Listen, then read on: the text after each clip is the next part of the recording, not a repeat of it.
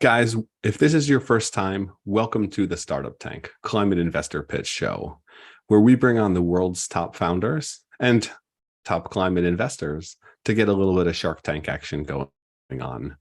We focus on pre-seed through Series A, and we're really focused on getting exposure to these companies that are changing the world, not just on an impact perspective, but also on a massive returns perspective. Because if you're here, you're like most of us, we only have impact when we have economic impact as well. We need to have big returns. If this is your first time, I'm your host, Matt Ward, founder of the Startup Tank, and I run Forward VC, an early stage climate syndicate focused on pre-seed and seed stage climate and impact companies. We invest in Europe, North America, and Israel and do 100 to 500K checks. Today on the panel, I'm welcomed and incredibly excited to be welcoming Pippa Gali. Pippa is here with Zero Carbon Capital. Pippa, I'll give you a chance to introduce yourself in a second. And William Bao-Bean with SOSV, he should be coming here shortly. I'm sure, as you all know, being founders and investors, sometimes the meetings run overboard and there's a lot going on. Before we jump into the Startup Tank, I wanted to give a shout out to our show sponsor, Leva. Leva allows you to set up simple, easy, fast digital SPVs, 5 minutes or less. No lawyers, no paperwork, no yearly maintenance fees and having to talk to lawyers, etc. It makes it super fast, simple, and easy. It's got all the benefits of a DAO without being the unregulated kind of that blockchain and DAOs exhibit. So forward.vc/Leva, that's LEVA, for more details and to set up. I think you should get the first SPV free. If not, definitely the second. It's great for syndicators like us. It's great for funds, managers, or startups that are looking to put together a round without having so much on the fees side of things. Speaking of, just a quick announcement, we're doing our largest deal to date, an Israeli battery tech company. Super excited to announce we're investing in Exion, a company that takes battery charging from 8 hours to 8 minutes, while also not using any pollutive or expensive materials like lithium and cobalt. To learn more about Forward VC and what we do, and our climate syndicate, please visit forward.vc. But now I want to hand things over to my other panelists of the night who are going to be helping me on judging these incredible 6 startups. So Pippa, I'm going to bring you in here at a spotlight. I'd love to hear more about you and Zero Carbon Capital. Do you want to tell people just a little bit? Hi, Matt. Thanks for inviting us on the show. Very excited. I've always dreamed of being, well, in the UK, we call it Dragon's Den, like the kind of alternative to Shark Tank. And yeah, that's basically my goal in becoming a VC, is to become more like a dragon. So very, very excited to be here. So Zero Carbon Capital, we invest pre-seed to seed stage in companies in the UK, Europe and Israel. We invest between 100K and $1 million as a first check-in. And we're focused on technologies that represent a scientific innovation that is going to help us to eliminate one of the biggest unsolved problems of climate change. So we're looking for visionary, ambitious founders, scientific innovation, and a great business model to go with it. As you say, if you can't scale the company, then we're not going to have any impact. This is our second fund. Our first fund was our Zero Carbon Fund, and before that, I was an angel investor in the US. So been investing in decarbonization tech for about 7 years altogether.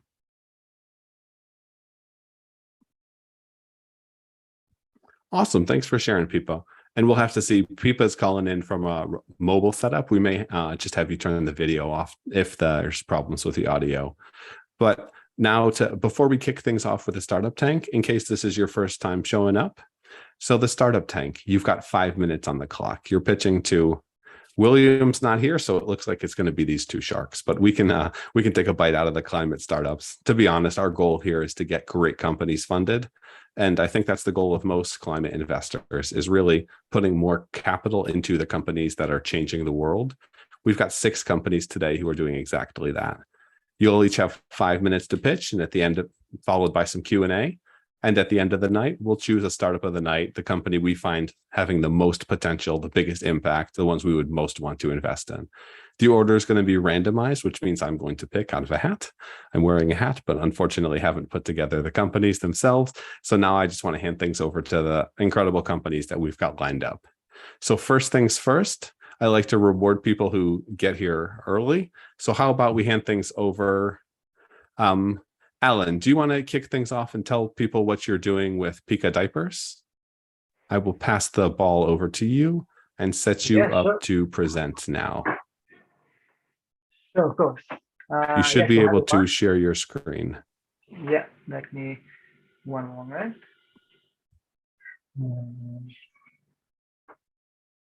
Yeah, here we go. I actually met Alan through another climate syndicate, Climate Avengers, ones that we work very closely with. They're doing some super interesting stuff about sustainable diapers. And as someone who's got a toddler, diapers is a big deal in terms of the amount you're changing, the amount you're throwing out. Alan's got an incredible solution for that. Alan, you want to take things away, hop on the clock and share Pika? Yeah, sure. Yeah. Let's do it. All right. Yeah. So hi everyone. My name is Alon. So I'm the founder of Pika. So our goal is to make reusable diapers much more easier to use. It all started with me, when my daughter Raz had been born, and we basically started to use diapers, and then it's so as any other parents, it is it's very nice to have this first baby, but you need to deal with a lot of diapers, and this is what I started to do this research, and find out that each baby is using 6,500 diapers that all go to our landfills. It accounts between 2.5 to 5% of the waste that go into our landfills.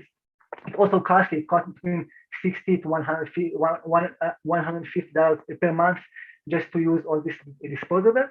And on the other hand, you have reusable diapers, cloth diapers, that takes between 30 to 60 minutes every day just to clean them, and they are not the result is not always clean. And this is what we're trying to tackle to make reusable much more easier. So it's more with a circular economy concept. So our solution basically is small machine that parents can put inside the soiled diapers without any pre-cleaning, and then the diapers come out perfectly clean without doing to do anything. It can fill up it can clean up to 10 diapers. It is basically a combination of our patent pending detergent tablet. So Pika is basically this clean, cost-effective, and convenient way of using cloth diapers. We have currently the parents that can't use the Pika, they are really this enthusiastic about the Pika. They use them very so enjoy the use of Pika. Our current traction is that we have a fully working product with paying customers in Israel. Our goal is to start selling in the US and the Europe soon. We have this patent pending tablet with the machine cleaning process. We already secured $300K and have also did this a lot of market validation. The total market is a $60 billion market. Our goal is to start with baby diapers and then go to baby wipes, to offer solutions for baby wipes, sanitary napkins, and for adult diapers. The current trend, so I don't need to elaborate too much. Millennial parents want more sustainable products, and there is this movement towards this zero waste. If it's with municipalities that want to use that don't want to use all this plastic, and also there is this major funding in the diaper space. There is this the competitive landscape. It's basically the currently there is no other solution as Pika that offers us the convenience plus the sustainability angle of not using all this waste, just like disposable diapers. The business model is basically, so our goal is to offer this machine, diapers, and tablets for a fixed monthly price of $80. So eventually the parents, it will come back to us. It will bring back to us the machine, and then it will pass on to the next parent. The go-to-market strategy is just to launch in the US. So intending to have this big social media, with influencer-driven e-commerce, and then to do partnerships with anyone that interact with parents, and then sell in like retail stores, just like Buy Baby, Walmart, so etc. Our big vision is basically to lead this zero waste like revolution. To start with baby diapers, to continue to adult diapers in nursing homes, and also to offer solutions for the reusable sanitary napkins. And on top of that, to build this personalized health and nutrition so insights. So eventually parents can know about different insights about the nutrition of the baby, and some conditions that the baby that some babies have. Our founders, it's basically me with my co-founder Moti and Meital. My experience is mainly with hedge funds and venture capital with in Israel and also the US. My co-founder Moti is this genius engineer. We have this amazing advisory board that has. And your time is up, Alan. Yeah, and that's it. Basically. Yeah, thank you. Sorry for being there. Time is up. Thanks for sharing. Thanks for sharing. No worries. It's one of those things. That's kind of part of the concept as well. Is we try to keep them short, sweet, and on point. But it is super challenging sharing everything that you're doing in such a short time frame. I'm gonna bring Pippa back now as well, and we've got our investor panel to follow up with some questions for Alan. First, though, I want to hand things over to you, Pippa. If you have any questions, I would let you go first and take first crack. Alan, can you share us more about what actually the product does? So it seems like it's some kind of washing machine and dryer in a unit and a tablet. Can you just talk me through? I've got a dirty diaper. What happens next? Yeah, so so parents just need to put inside the soiled diapers without doing anything. So Pika basically dissolve the feces, and so it's basically all it's all washed out, and the diapers are also being sanitized. So basically this combination of machine of the cleaning process plus the tablet, that each ingredient knows exactly how to deal with the feces. And that's it basically. Anything, does it answer the question? No, I'm sorry, I'm being a bit slow. So it's like a little washing machine. It's a combination. Let's say it is a customized washing machine. Okay, so that have some elements that can clean the diapers. So as it is, currently parents need to take out the feces, so put it in the toilet, and then have about 20 to 30 diapers in order to fill the regular washing machine. So it takes a lot of time. So that's why we just found Pika basically to make this barrier of parents that want to use the more sustainable diaper solution. So there's a tablet as well. Yes, it's a patent pending tablet that we developed. It's basically a combination of enzymes with a sanitation so elements that basically make sure that the diapers come out perfectly clean. Currently, parents that are using the diapers with the washing machine, so it comes out with fungi or some other stuff that the baby's skin is with fungi, so it's make a lot of mess. So with Pika, parents don't have this issue. So this is also solving the problem with cleaning cloth diapers with the washing machine. Okay. So as somebody that's been through this process myself, I know it's very difficult to work out what the best choice is for your children, what is the most environmentally friendly solution. And I really I love that you're trying to make it easier for people to have cloth diapers. I think that's that's really valuable. But I think the main problem is that, you know, this is quite expensive as a the upfront cost.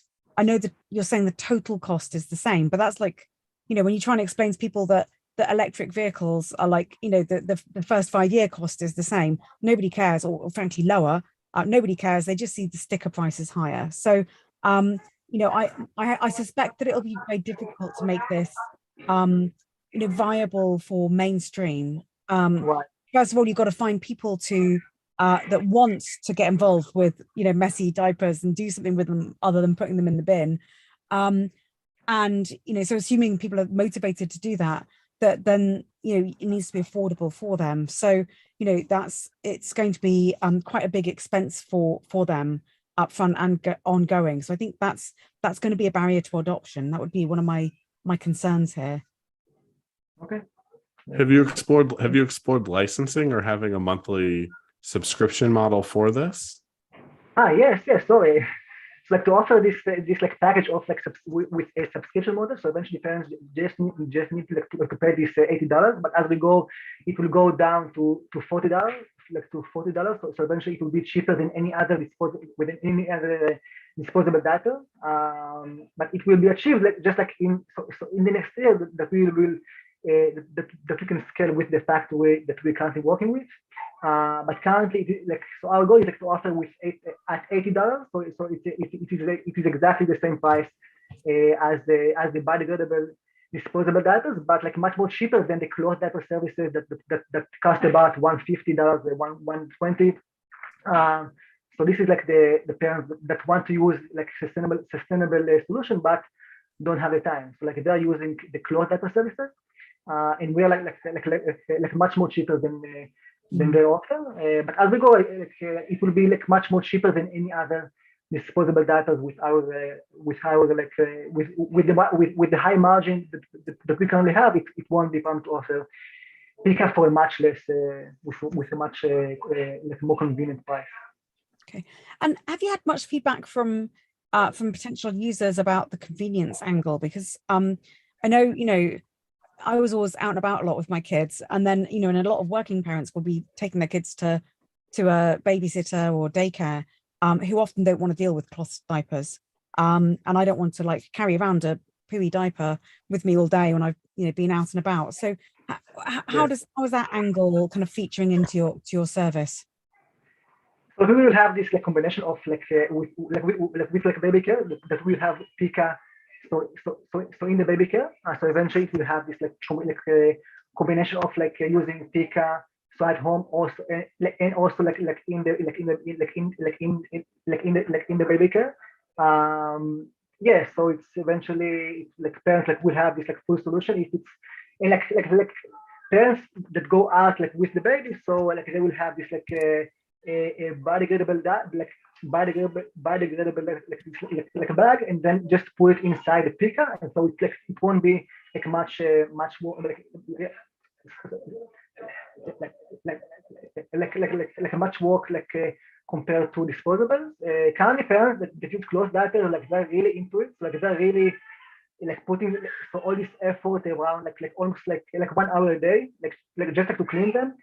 So there are lots like it's about like it can go up like to 15%, like all the parents that use cloth data, like just like but in France, and also like so in some like some other countries, yeah. Great.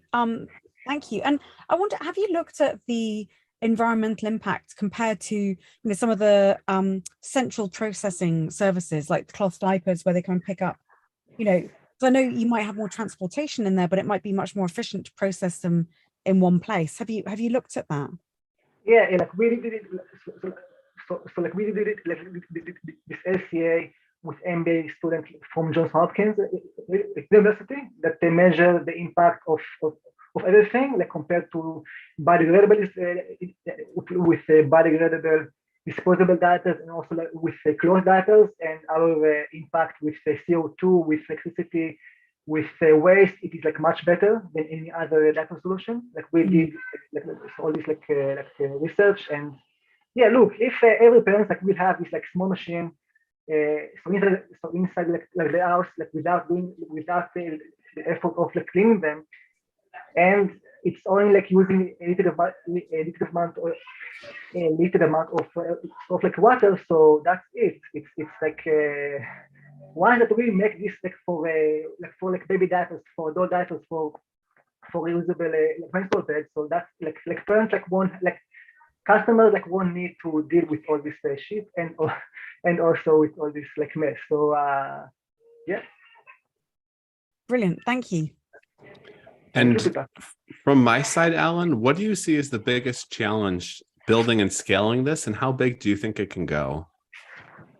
Look, it's hardware, right? So it is hard. But eventually, if like we make like usable diapers as easy as the disposable that the parents just need to put inside like the bin, so that's it. Like parents like won't have the excuse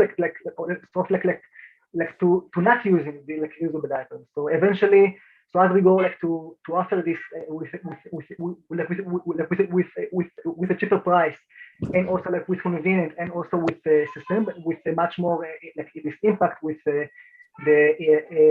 eliminating so this waste, and offering like the nutrition and also like the health, like so insights. So like parents parents who care about like their babies, like they like, so it's a product that they would want to like to use eventually if they have like disposables. And like Pika, like once that we have this so all these insights, parents want like to make sure that the baby skin is like okay, or with analyzing the feces. So it has a lot of like good stuff that we can know. Like we can know like different like allergies or like nutrition stuff. So yeah, it's parents care about like their baby, you know. Like so, if we offer some solution like to make them like feel good, yeah, it's will be like no brainer, I think.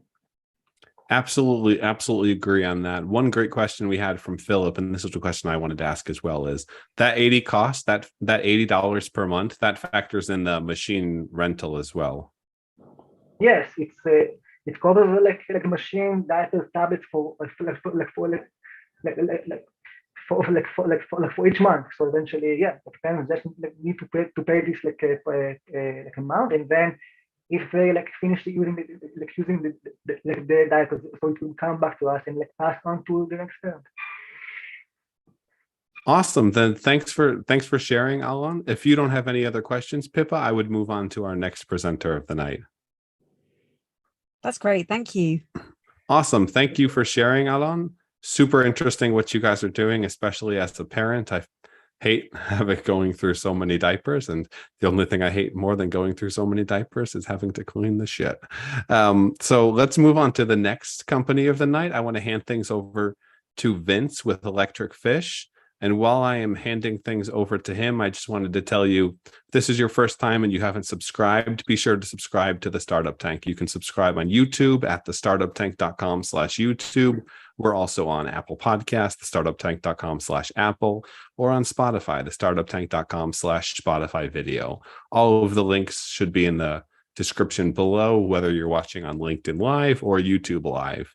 And we've got upcoming sessions happening August 15th, August 29th, September 12th, and September 26th. If you want to follow and keep along with everything that we do, we've got a newsletter as well, Clean and Green, which breaks down all things Startup Tank, Forward VC, and climate tech in general.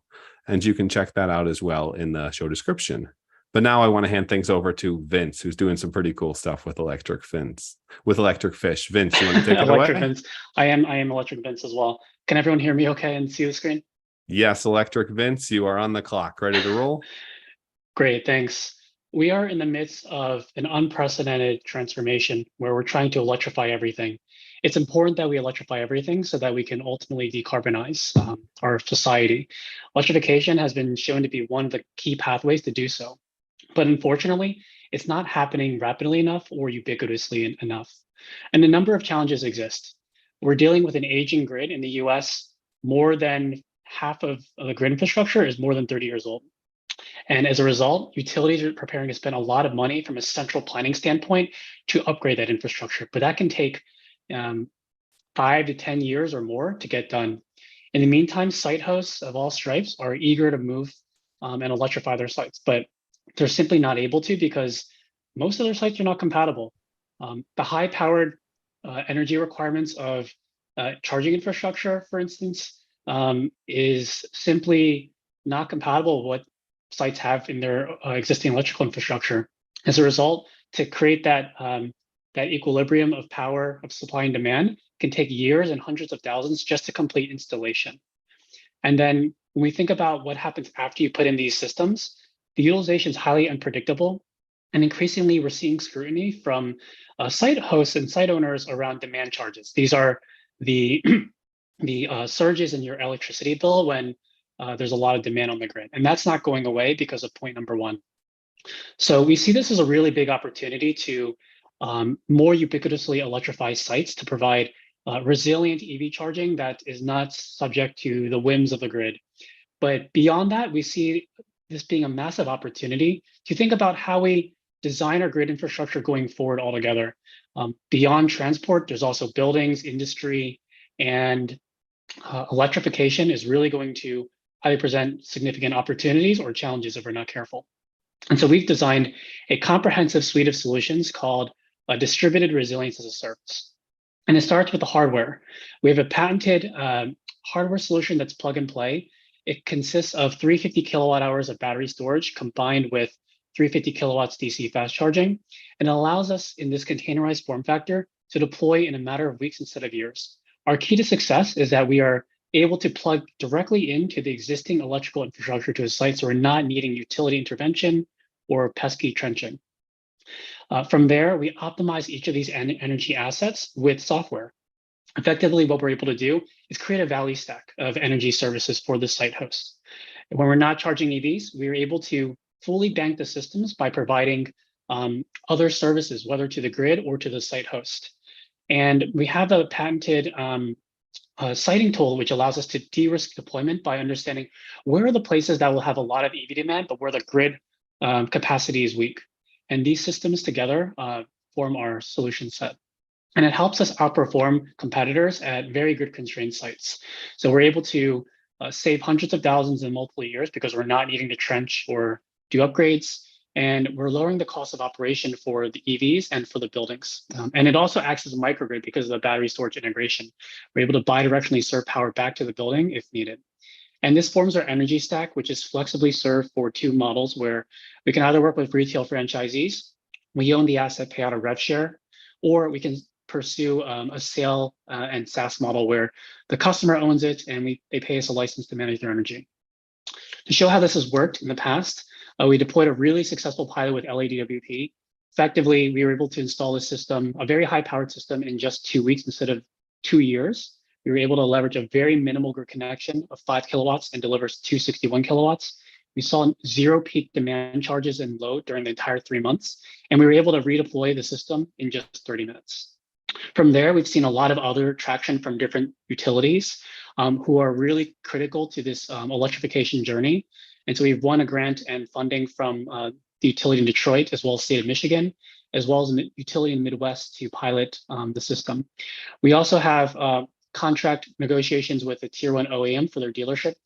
And we've also been extended a debt facility of more than 20 million from a debt financier to help facilitate quick deployment of these assets. We're a diverse team of award-winning domain experts from across the industry, and we're supported by about 5 FTE and veteran advisors from the industry. We're currently raising a $7 million round, which will complement the lease facility that we have secured a term sheet for. We've got around 4.9 soft circle looking for a lead check of around 2 million. And that'll give us 24-month runway to help us achieve the next milestones of new product launches, UL certification. Time is up. And we want to make a really big impact. Thank you. It looks like you got a lot of chance to make a really big impact. Let me bring Pippa back now, and we will go over what you guys are doing. Give me 1 second. Thanks for presenting. It's a super fascinating concept. I certainly have questions. And I hope Pipa does as well. Pipa, do you want to go first? Yeah, and you should go first next time, just so people don't get bored. No worries. So just wanted to make sure I'd understood the concept. It's basically a 350 kilowatt battery that charges up, and then you can use that for rapid charging of EVs, or you could like use it for to balance for grid balancing, like DER type services. Exactly. Or use it as an energy source for anything else, not just EVs, but really like charging EVs is the sweet spot in terms of making it pay back. Is that right? Yeah, it really depends on the type of site. So for a gas station type of situation, we're owning the asset because we're banking on the high throughput and short dwell times of those situations. But for an enterprise customer, they might not have significant EV charging throughput, which is where we're actually able to help in other senses to maximize utilization. So if it's, say, a fleet operator, they might not be operating their fleet the whole day. And so in those idle periods, we're actually able to help generate energy savings for the building itself. And so that's where that bidirectional connection, which is very unique to our solution, comes in. So that was maybe going into the next question I had, which was that there's it's quite a busy space in terms of different kinds of solutions that are suitable for different kinds of applications. Yeah. And I guess firstly, kind of what do you think about that competitive space? Who do you see as being a threat to your solution? And what are your kind of unique advantages there? Yeah, so there's, the EV space is not a new one, but I think we're seeing a lot of new innovations, and we're trying to push the envelope on business model innovation and deployment innovation. We're not a hardware OEM, so we're basically a systems integrator of different components. We have a patent design, and then we optimize that with software. And so the way we see the competition, there's your traditional networks, which are basically grid tied. There's a lot of friction when you're trying to install these systems. Then you have, batteries, standalone battery systems that then integrate with existing charging. Those, I think, serve some of the same customers, but are really, I think, different in their speed to market. The fact that you need to integrate with a different system, whereas everything in our system is fully containerized, drop and go. And then you have other battery buffered solutions that operate at a lower capacity and kilowatt rating. And so where we're really differentiating is in the right sizing of the solution. We are not too big where it's too expensive, and we're not too small where we can actually play a meaningful role for utilities and for grid balancing. We've heard from utilities and customers of different segments that they've really struggled with some of the really small capacity or large capacity solutions. And so we're kind of like the Goldilocks in the middle. Great. And one thing I'll also say is with the software, the goals at scale, we have hundreds, thousands of units deployed, which are all connected as a virtual power plant. And so effectively what we're able to do is provide power for entire communities when the grid goes down. So, we're really seeing ourselves as this utility of the future enabled by digitization. Mm-hmm. That's really powerful vision. So can you tell me more about the different customer segments? You just kind of alluded to it there, but to what extent have you been able to demonstrate interest from the different customers? Yeah, so we started our journey focused on gas stations. This was about 2.5 years ago when we were founded. And we saw this big pain point where basically gas stations in many markets are getting phased out, and they are eager to diversify their incomes. And so without any products, with not even a deck, we secured a wait list of 50 gas station sites very early on, in just 24 hours. But from there, over the past 9 months, we've seen an influx of inbound. I would say greater than 90% of our leads are inbound, which we're really fortunate for, from fleet operators, auto dealers, as well as property developers. And the one thing that all these segments have in common is that they want to move quickly. They're really tired of all the friction that it takes to interconnect and to deploy. And they're really concerned about resilience. What does climate change pose in terms of risks for their operations of the fleet or for the building? And so our solution is able to very comfortably fulfill those needs, as well as be future-proofed. Because it's 350 kilowatt charging, we are basically not designing just for today, but ultimately for the next, generations of infrastructure, which are now being rolled out. Mm-hmm. And yeah, we're in late stages with I showcased some of the the current traction, but we've got many more that are in the medium to late stages. Okay, that's great. Thank you. And like kind of philosophically, how do you think about the kind of balancing services as part of it, like that happening at the local level versus kind of at the grid level? What do you see as being the kind of the benefits of the different approaches that you could take? Yeah, so we're much too small now to do this directly ourselves. So we have the benefit of partnering with third-party aggregators that basically will aggregate our capacity virtually with others and then bid that on our behalf. So that's one way in which we're able to sort of do that today. We're also able to generate a lot of value very locally with the grid feeder. So the actual grid connection that we're connected to is where we can actually help supply bidirectional power. But the idea is that at scale, these are all sort of coordinated together at maybe a substation level to help utilities defer those very costly investments. As I mentioned, PG&E is expecting anywhere from $5 to $10 million per mile to future-proof against wildfires and all this new electrification that is happening.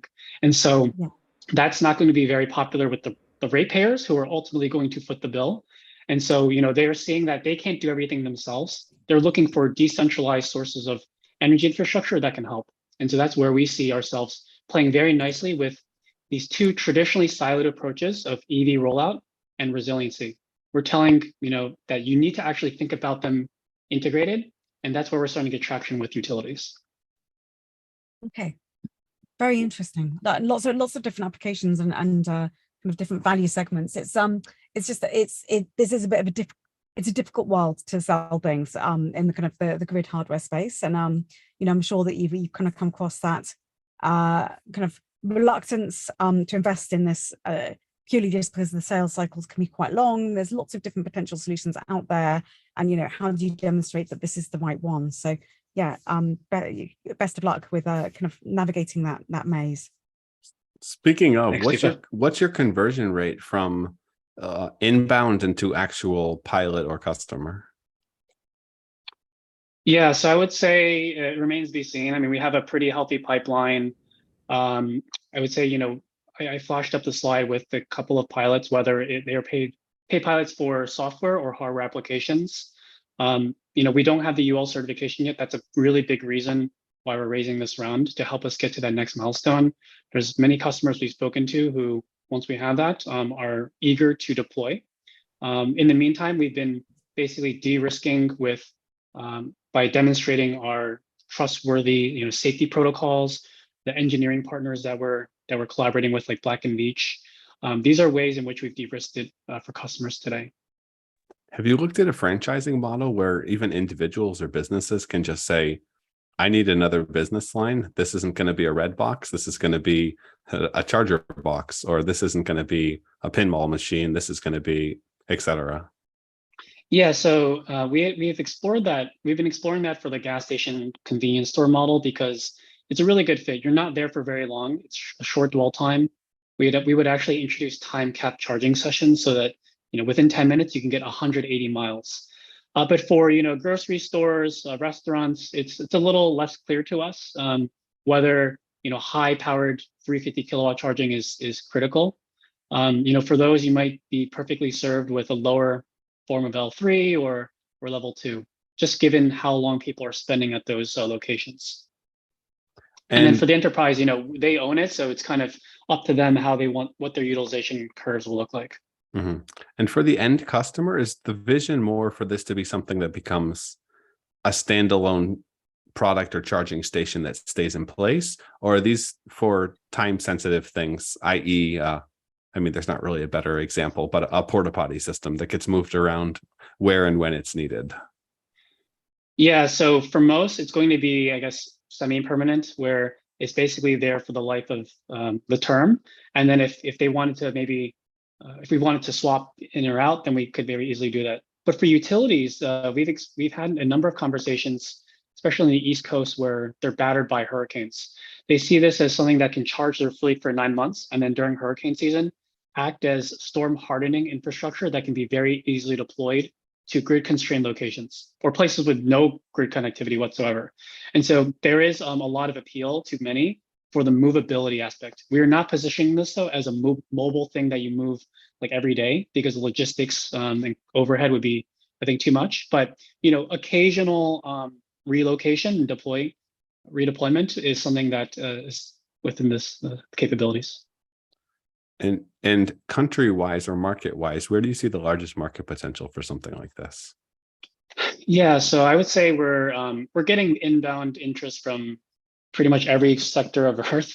But I think right now there's a lot of really great momentum here in the United States, not just California anymore. I think as of this week, last week, there's a lot of great policy movements in this sector, and so we see a long runway in the United States. But certainly, any market that suffers from grid instability, where they're also expecting an uptick in EVs, is great. And we've heard from folks that the UK, could be a really applicable market for that reason. Spain and others, and then obviously a lot of the emerging markets. It probably wouldn't be the 4-wheelers; it might be the 2-3-wheelers down the line, and that is something that we are considering on our roadmap for a couple of years out. But definitely, this idea of electrification and resiliency, wherever they meet, is where we'll be. Very good, very good. Well, thanks for sharing. I know it's always tough to come on and pitch your product, but you did an incredible job doing it. I want to transition over as long. Pippa, do you have any last questions for Vince? No, that's great. Thank you. Good luck. Awesome. Exactly. Thanks, I had fun. Cheers. Very, very much good luck. It's a huge problem, and we need a big solution for it. I want to thank Vince, and as I pass things over to our next presenter of the night, I just wanted to let you know that the Startup Tank is presented to you guys by Forward VC, our early stage climate syndicate. If you want to learn more and you're an accredited investor, please visit Forward, so the number 4ward.vc. We invest in companies that move the world forward. And now I want to hand things over to Trishul with Dara Scientific. They're doing some pretty interesting stuff. I'm not going to steal his thunder. Trishul, you're on the pod. You are ready to roll. Your video is up. Let me know if you can share your screen or if you have any questions. Matt, Jasmine's gonna. Jasmine's presenting. Okay, well then let's pass the ball. Jasmine, you are now up. Feel free to share your screen and let us know a little more with what you're doing on Dara Scientific. Absolutely. 1 second. And I really hope you pull this one off, because it's something that we have a lot of problem with my wife and my son. And me and my dog. Absolutely. Let's roll. You're on the clock. Let's do it. All right. Hi, everybody. I'm Jasmine Singh. I am the CEO of Dara Scientific. I'm joined by my esteemed co-founder Trishul here, as well as our organic chemist Barry. And we are building a replacement for traditional insect repellents. So many years ago, I was visiting South America and got back to New York, where I was a consultant on a startup that Trishul was running. Actually ended up with Zika. I was feeling super unwell. And Trishul and I spoke a little bit and we're like, well, how did this happen? And I know why. It's because I won't spray myself in really harsh chemicals. I tend to avoid it. And that's how we started working on this project. So we say insecticides as a blanket tool, for topical insect repellents as well as large scale solutions. And here we're targeting traditional insect repellents that use primarily DEET and permethrin, which are synthetic chemicals, as their main AI. And there's a few problems with those chemicals. So one, they've been used for a number of years, and so there's growing resistance to their efficacy. Two, the manufacturing and the decomposition of DEET creates greenhouse gas emissions that are harmful. Ecologically speaking, there are a lot of downstream effects, so to say, not only on avian and aquatic life, but mass scale with deer, et cetera. An example of this is, mass spraying of DEET. When we say mass spraying, right, over large swaths of land, can kill off salamander eggs. Salamanders help keep mosquito populations in check, right? So it's like a vicious cycle. And finally, the current natural solutions on the market, you might know citronella, oil of lemon eucalyptus. They're simplistic molecules and they're simply not as effective as DEET. We have a new formulation with no prior commercial exposure. It's sustainable, it's plant-based, and across trials, it is as or more effective than DEET. We're not just focused on mosquitoes. We're right now targeting blood-sucking arthropods at large: mosquitoes, head lice, ticks, bedbugs, fleas. They don't seem to have a lot in common on the surface, but they contribute to a lot of vector-borne diseases, as well as other illnesses in people and pets. We see this as not just a problem in the US where we're focused, but globally, and we are working with labs in the UK, as well as exploring opportunities in the EU to see partnerships. As I mentioned, this is a plant-based formula with a novel use as an insecticide. So we're working with an IP firm to shore up our first patent, which would be a utility patent. We then plan to refine our formula down to the different insect verticals, creating more patent opportunities. And the unique molecular makeup of our formula and the way that we shelf stabilizes presents an opportunity for an additional process patent. We're not a D2C company. We are focused on B2B2C, so licensing out our formula, licensing and supplying, knowing that acquisition is, a high, possibility. So we've kind of segmented it out into consumers, pets, as well as these kind of industrial use cases.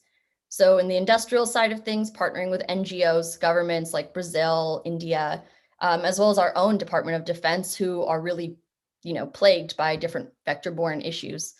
Pets, mosquitoes carry heartworm, ticks, Lyme disease, of course, and fleas. So knowing that there's opportunities within that market.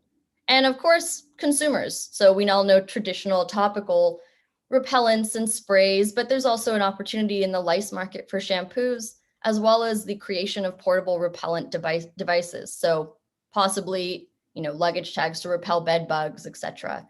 And these are all things that we've explored over the few years that we've been working on this. It's a large market. I won't get into it here.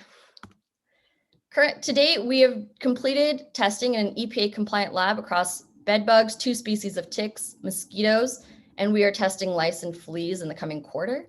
Again, our product is shown to be as or more effective than DEET across trials, and that's even including down to dilutions of 25%. We are currently raising $3 million for an 18 months runway. We already have a signed term sheet for $1 million, which is pretty exciting. So we're raising up to $2 more million. This use of funds goes to our R&D, kind of working with a university lab on mode of action studies, toxicity studies, as well as our EPA labs on. Time is up. I am sorry to have to cut you off, but you got almost the entire way there. It's incredibly interesting. My son gets bit by a mosquito and it's like someone hit him with a hammer. It's unreal.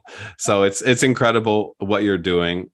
Pika said she wanted me to go first this time, and I can do that. So my first question for you would just be, what does the cost look like? So once you reach a production scale, how is something like this going to compare to DEET? And let's say you wanted to insert that into shampoos, etc. How much added cost is that going to be?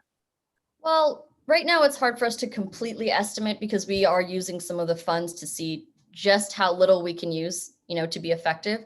Our current estimates are about, to start, it would be about 50% more expensive than using a synthetic like DEET or permethrin. But what would that equate to? Let's say you wanted to put a little bit in my shampoo or a little bit in the laundry detergent would be brilliant, because then it's going to protect you no matter what. Especially with dog items and their dog bedding for fleas. So if it was $1 for a DEET product, it would be $1.50 for ours. Those are our estimates. Understood. Yeah. Why are you doing this? Why is this a big deal? Why are you passionate about blood-sucking insects?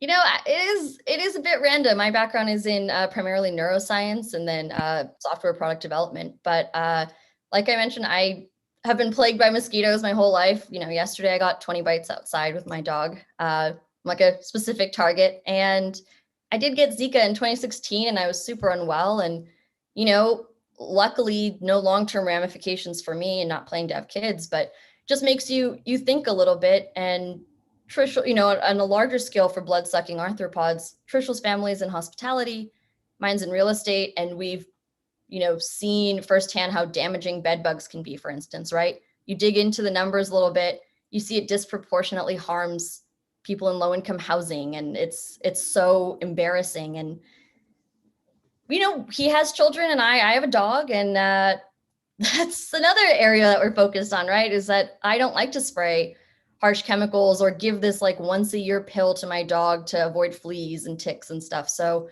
you know, just the opportunity to create more natural, effective products, I don't know, it really spoke to us.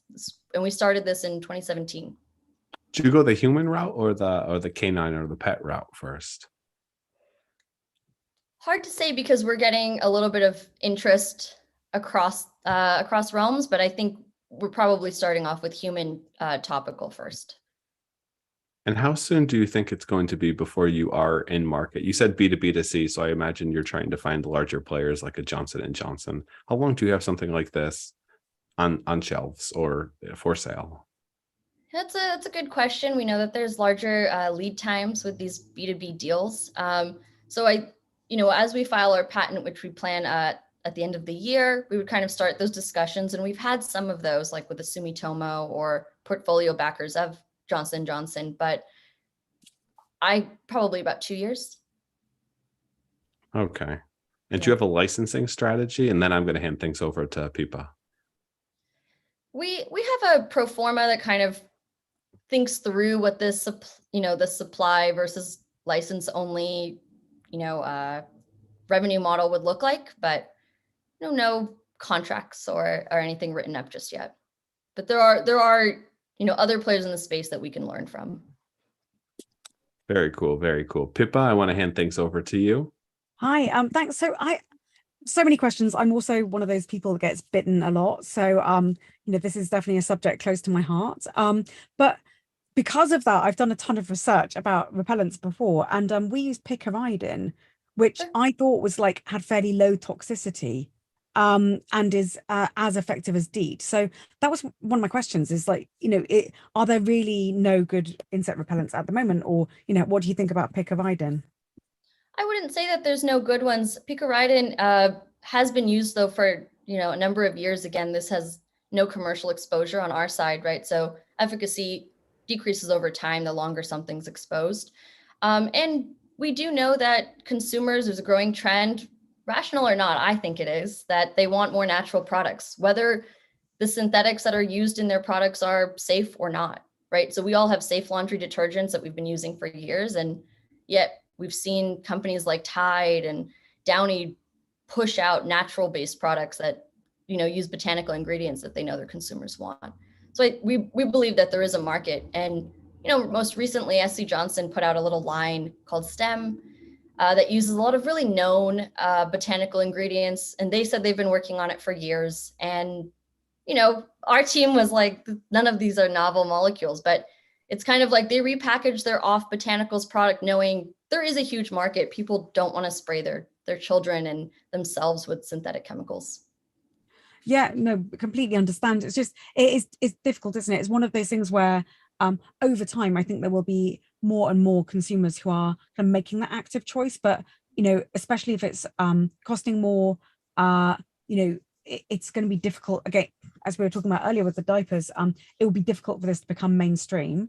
And without it becoming mainstream, it's difficult to have the big impact that you want. So, you know, how do you think about that in terms of the kind of the trade-off between cost and kind of consumer demand and convenience? And or are you saying this is more of a like an industrial type thing anyway, that you'd be using this to spray areas and therefore, you know, the consumer preferences aren't so relevant? No, consumer preferences are always relevant. And there is data to show, especially, you know, over the last few years, millennials, and then of course, even more so Gen Z, they are willing to pay the premium for plant-based products. We see that in every space. Like I mentioned, detergents, household products, natural wines, you know, even dye-free clothing and, you know, that stuff like that. There is this trend, right? And they are willing to pay 50, 60% more for some of these products. We do see, with economies of scale, we know that our, costs will go down over time. And that's something that we're really focused on through this fundraise.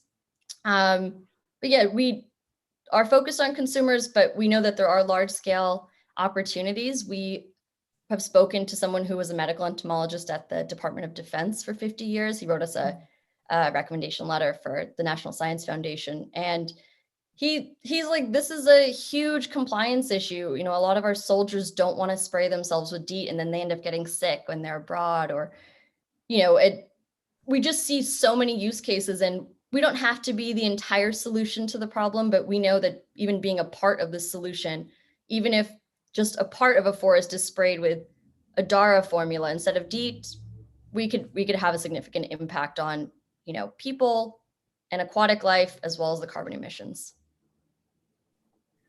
And tell me about your traction to date. So you're trying to raise, did you say $3 million? Yes, and we've raised 1 million. So we're trying to fill out the rest of the round. It's actually not necessary, but in this economy, we'll take what we can get. So we've spoken to a few multinational companies, like I mentioned, Sumitomo. We've spoken to them a few times, and backers of SC Johnson were quite interested in us about a year ago. And we've held off on a lot of these conversations, just knowing we don't have our patents secured. And a big blocker to getting that patent has been this fundraise. So we're relieved to finally get some traction in that area and start to have more of these conversations. And have you fundraised in the past, or benefited from grants or other capital? Oh, it's been completely self-funded by Trishul and myself. So it's been an expensive journey, but yeah, this current fundraise actually allows us to focus on it full time. So it's a relief to my my sleep schedule. Yeah, no, that's great. Absolutely. And it just, I think it might be difficult to raise that full amount. So it's good that you kind of have got going from kind of 0 to 3 million. But it's good that you've got a kind of plan B in place where you can kind of hit some milestones with the 1 million that you've got committed already. Oh, yeah. I think that's really sensible to do. So tell me a little bit about your go-to-market strategy. Like, how are you planning to build those relationships that you need? Yeah, I think that is a part of our plan, and knowing that we will utilize our own network as well as, our investors' network of people who do have these relationships, at different companies, as well as our team, right? So our entomologist, he's kind of a big deal in the vector-borne disease space, which sounds hilarious, but he is. And he has a lot of these relationships through his time at the EPA, where he was on a committee for this, through all of his work studying these different natural products and unnatural products. So we plan to just use some of our network, start some conversations. We know that there's interest again, and we've had a few of these conversations, but yeah, we've held off until probably the end of the year. Mm-hmm. And how about your team? You said it's yourself and your co-founder. Sorry, Matt, are we out of time?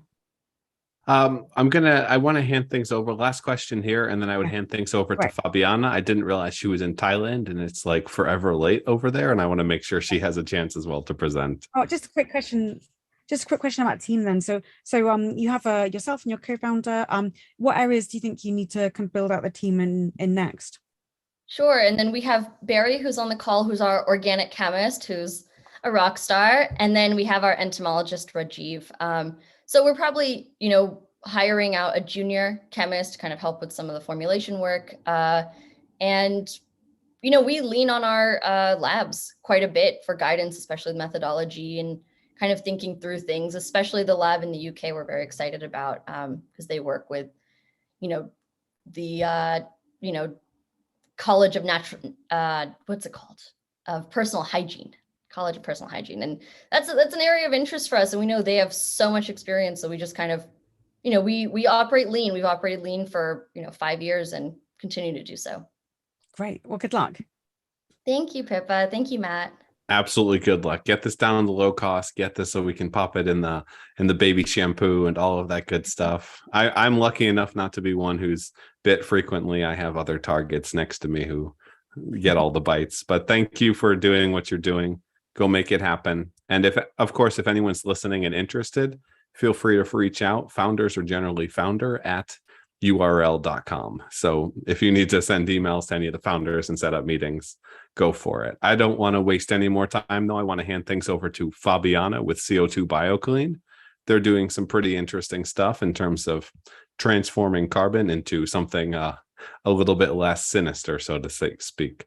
Fabiana, you are up and on the clock. Thanks for staying with us and staying up so late. Let's hear a little bit more about you, CO2 Bioclean, and what you guys are doing. Sound good? Awesome, Matt. Thank you very much for the invitation. So I would like to give you an introduction to our company, CO2 Bioclean. Actually, our mission is to convert the CO2 emissions into biopolymers. So what we do is we take CO2 emissions from industrial installation and we ferment them into biopolymers like polyhydroxyl canoates, which are biodegradable polyesters. And they're very well suited to produce different items, for example, textile fibers and packaging that substitute petrochemical polymers. This is quite a revolutionary process because it's a different way of making biopolymers and it's a different way of making items made of plastics. And very important that these biopolymers are compostable and biodegradable, which means they return to soil as organic carbon after their end of life. So actually, with our technology, we address two main issues. The climate change on one end, because we address CO2. Basically, we use CO2 that otherwise would be emitted into the atmosphere. And we address also plastic pollution, because there is a huge amount of plastics that are disposed, but not all properly disposed. So about 8 million tons per plastics every year are not appropriately disposed. So in the end, they end up landfill or they end up in the marine environment, which is a large amount if you think about the environmental impact of the plastic themselves. So what we do is we have a technology that converts the CO2 emissions that are captured into polyhydroxyl canoates. And out of these materials, we make the full formulation for several end uses. One of them is textiles, so fibers. Another one is packaging, and another one is interior design. Here are some examples. For example, the example of packaging, which we have been collaborating with Procter & Gamble, and in which actually our biopolymers provide a sustainable feedstock and a sustainable raw material for producing packaging with various characteristics to be adapted to the specific end user. Then there is an example of fibers. This is the project that's been actually funded by the European Commission through the EC Accelerator funding. So basically, in this case, the fibers have the advantage of a release of microplastics with a very short lifetime. So no release of long-term microplastics in the environment through the washing cycles. And of course, the fact that the fibers are sourced sustainably. Another example is durable goods, for example, chairs that can be made out of our materials, and we have demonstrated them with our partner Sabi Materials. And other interior design items as this basket that you can see that has excellent aesthetics, not very common for biopolymers. So what we do is we combine our know-how in patented fermentation technology with the know-how and end-use formulation and compounding. And this is really our uniqueness, that we combine innovative building blocks with a formulation know-how and proven compounding capabilities. We addressed a very large market because the plastic industry is huge, is over 350 million tons per year, approaching 370 million.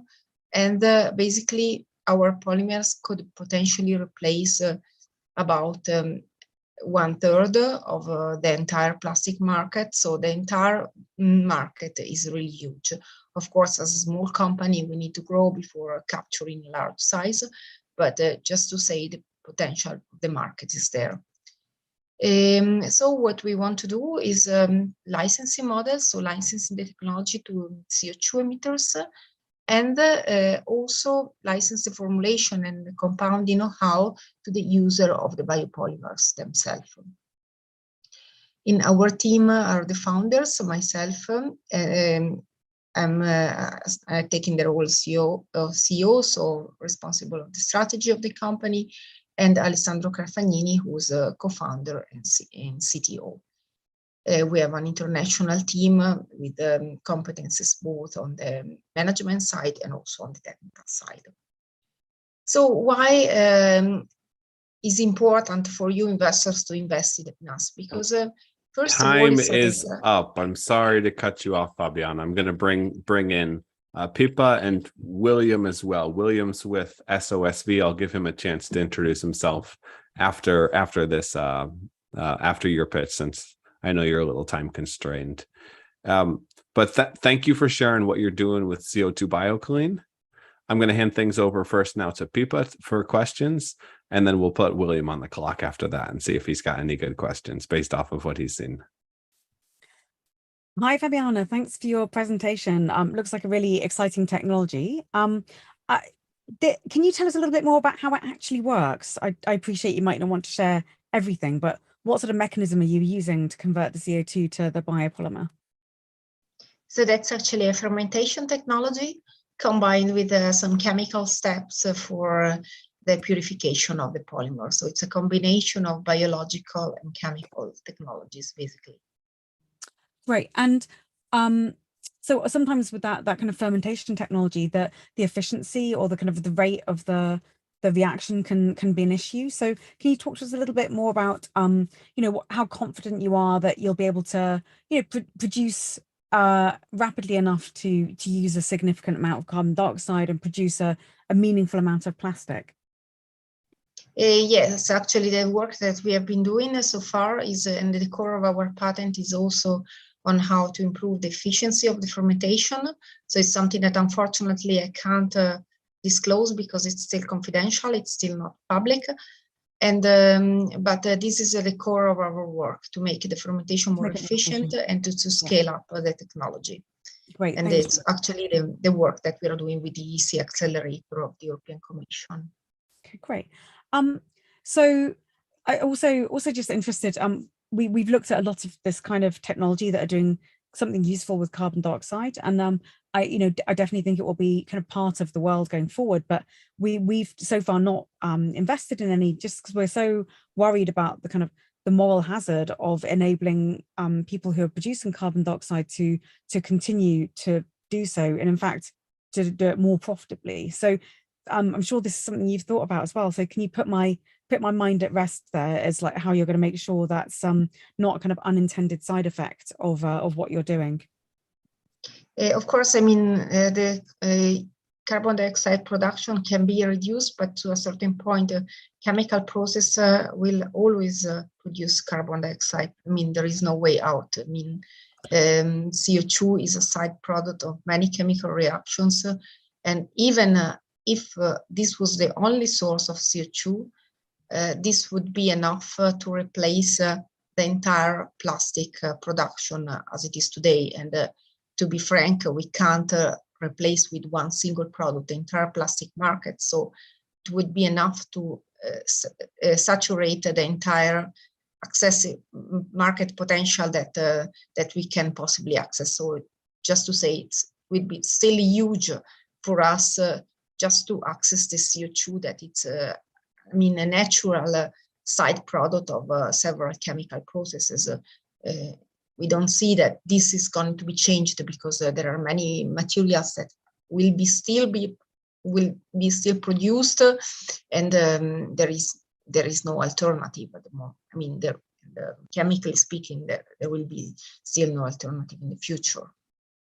Right, thank you. I'll hand over to William now. Hi. Yeah, sorry, I joined halfway through. Apologize.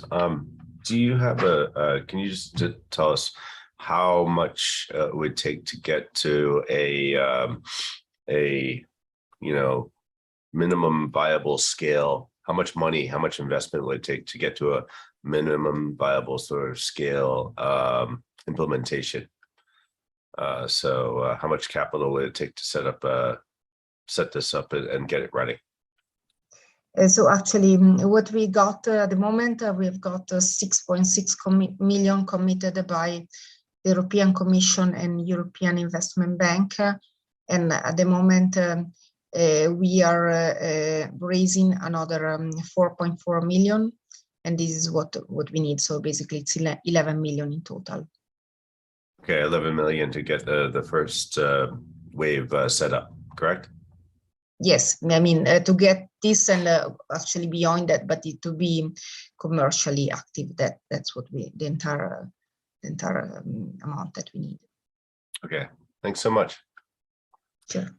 So one question I have, Fabiana, it almost feels like there's two separate focuses here, and one is more on the carbon capture side, and one is on what you do with the carbon side of things.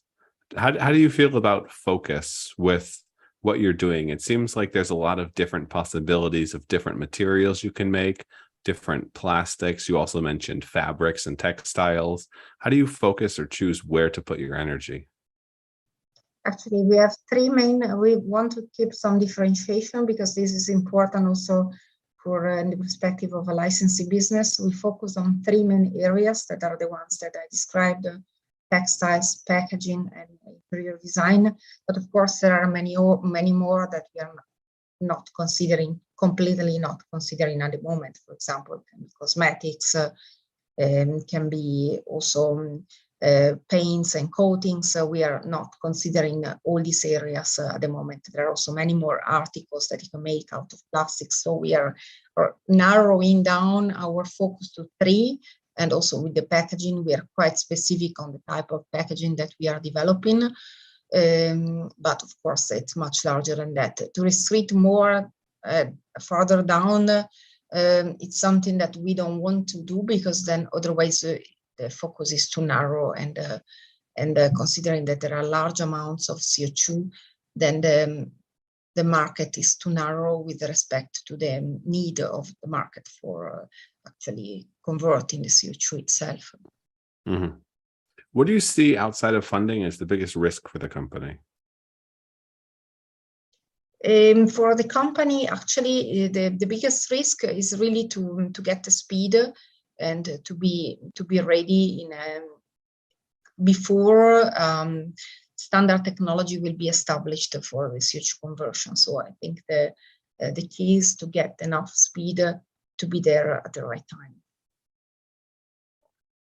And in terms of timing, who do you view as your largest competitors in this space? Why will you be successful? Actually, if we look at our competitors, the real competitors are the competitors on the CO2. I mean, for the biopolymers, there is space for everyone because the biopolymer market is still small. So one more actually helps the market.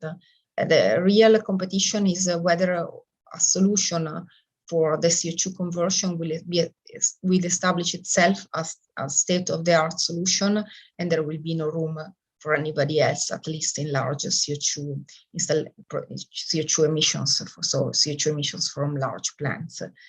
And of course, this is a risk. For example, the CO2 to methanol is increasingly important, although methanol is a completely different material than chemical than our polymers. So, but of course, this is I would say we're not competing with methanol because it would make no sense.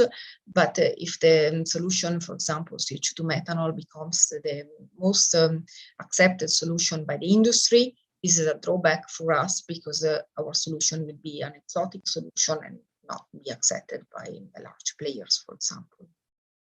Understood. That's the last I have. William or Pippa, any last questions for Fabiana and Bioclean? Sorry, CO2 Bioclean. Awesome. Then Fabiana, thanks for presenting the company. Thanks for doing a great job. Thanks for staying up. I know I lived in Thailand for a while. To know it's incredibly late there. I'm sorry. I missed the memo on that. Now, before we hand things over to our next presenter of the night, I just wanted to let you know that the Startup Tank is brought to you by Leva. Leva is a really cool company I met here in Switzerland. They do digital SPVs, which means you can set up, either you and your 5 or 5 million closest friends can set up an SPV to invest in startup companies or real estate or whatever it is you like. As long as you're legally compliant, you can set that up in 5 minutes or less. Fast, easy. It's the cheapest way to do it. It cuts out the lawyers, simplifies the paperwork. As long as you're not an American, which I'm American, but for those of you who aren't American, I would check out Leva. Forward.vc/Leva. Oh, and now it looks like we're being spammed by a love chat dating site on the YouTube. That's great. Anyways, of course, just for the funny jokes aside, if you want to tune into future segments of the Startup Tank, we do this live every 2 weeks. You can subscribe at Forward, so the number 4, ward.vc/clean and green.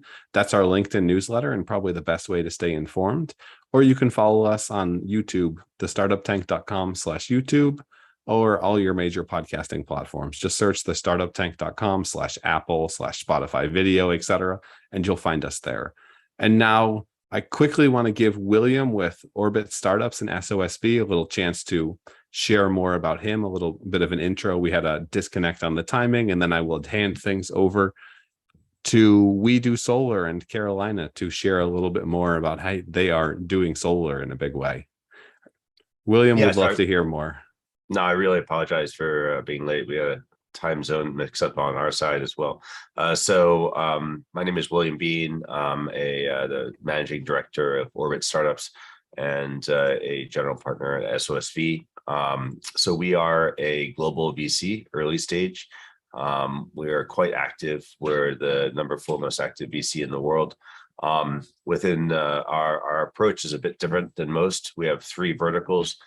We invest in hardware with our HACS program, Indie Bio with our biotech program, and internet and software through Orbit. We've been quite active in climate. In fact, we're coming at it from all 3 sides. I think we're named by PitchBook and a couple others as the most active investor in climate tech in the world since 2018. Actually, this year we're still quite active in the climate tech space. I think, and so our approach is to invest, help with our program, scale up again in hardware, biotech, and internet and software, and then we have millions available in follow-on funding post our initial investment. Just like to invite you all to our SOSV Climate Tech Summit. October 25th, 26th. It's virtual. It's free. Come and check it out. We just learned that Neil Stevenson will be speaking. His recent book on a future with a climate shock came out a few years ago, but is really prescient. So thank you so much for having me. And again, I apologize for being late. Absolutely. And give Stevenson the feedback. He's got to work on fixing those endings for the book. He's got great plot. He's got great plots, but sometimes misses the ball on the endings. I'm going to the event. You can tell me yourself. Yeah. As a much less successful sci-fi writer, I'm not going to be doing that. But I want to hand things over to Carolina now. And if you guys are watching live on YouTube, hit that subscribe button to make sure you never miss a thing. Same thing on LinkedIn. I'm going to pass the ball to Carolina, and I'm going to be sharing her presentation forward because of some technical issues. Let's see if we can make that happen. Thank you, Matt. Thank you for having me. I'm super excited to be here. Absolutely. Let me get your screen up. Are we seeing We Do Solar? Yes. Awesome. Then I will put you on the clock and just tell me next, and I will hit the next slide. You are good to go. Sounds good. Okay, so my name is Carolina, and I'm the co-founder and CEO of We Do Solar. I know that Pika has mentioned that she's up for new innovations, and I think that new innovations do have place in our society and definitely have to be developed. But we do need to use certain technologies that are already out there to actually make sure that we can lower our CO2 emissions, because inevitably inevitably, climate change, unfortunately, is here. And as we know, in Europe right now, we're also facing energy crisis, where we need to fight also with the energy transition and our switch to renewables. If we go to just next slide. Thank you. So what we have developed is a smart solar site protection for your balcony, where everyone, no matter whether you own a household or you're maybe a renter of an apartment, can actually have access to solar solutions or renewable energy. In that set, this is a very easy to use tool, which can be installed by yourself and simply plugged into a normal power socket, which will generate up to 25% of electricity from your balcony. So if we go to next one, please.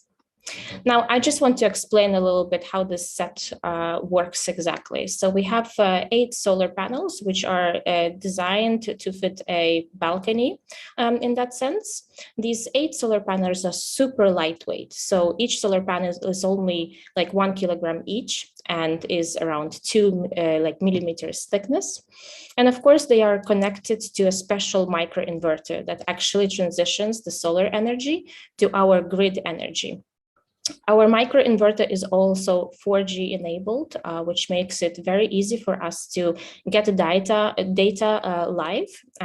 With that, we also have a companion app, which basically shows how much energy generation you have produced, how much CO2 you have saved, and all these different type of metrics. And everything works from a simple power plug, to which we also have a patent pending in that sense. Next, please. So just talking about our companion app, this is something that is very easy to use. And of course, as soon as people, sign up and as they already got their product, they basically see their virtual power plant right away. And this is not only good for, let's say, a B2C client base, but it also enables quite a few other models that we have. So if we go to the next slide, please. So we have started in Germany this year, and so far we have launched basically a zero rental model for EV owners. At the moment in Germany, there is such a thing called as THG quota. These are basically certificates that are attached to your electrical vehicles, and everyone who exchanges their electrical vehicle certificate for our product basically gets our product free of charge.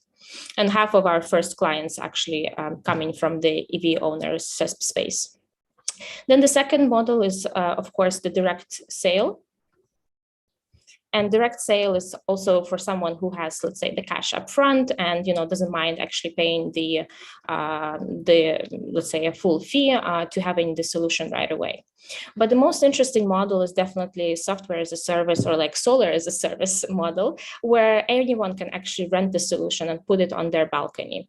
We have a B2C approach, or a B2C brand that we're building, but actually there is a B2B2C component to it. And with that said, we have actually introduced employee benefit programs for large companies, because large companies at the moment are trying to reduce CO2. And to reduce CO2 locally, it's quite hard for them. So usually they're buying certificates somewhere up in the Nordics. So right now they can actually introduce such an easy to use solution for their employees, where employees actually get the benefit of a lower electricity bill, and companies actually keep the CO2 credits to themselves. 40 seconds. Yes. Thank you. Next, please. This is a very huge market. We are, let's say, after certain calculations, looking at around 1.1 billion market that we would like to tackle. Next slide, please. And if we look at different CO2 emissions, you can clearly see, that solar is one of the cleanest solutions to use. In the next 5 years, next slide, please. In the next 5 years, we considered us to be at around 600 million in revenue, where 50% of that is actually profit. Our team consists of 2 co-founders. And next slide, please.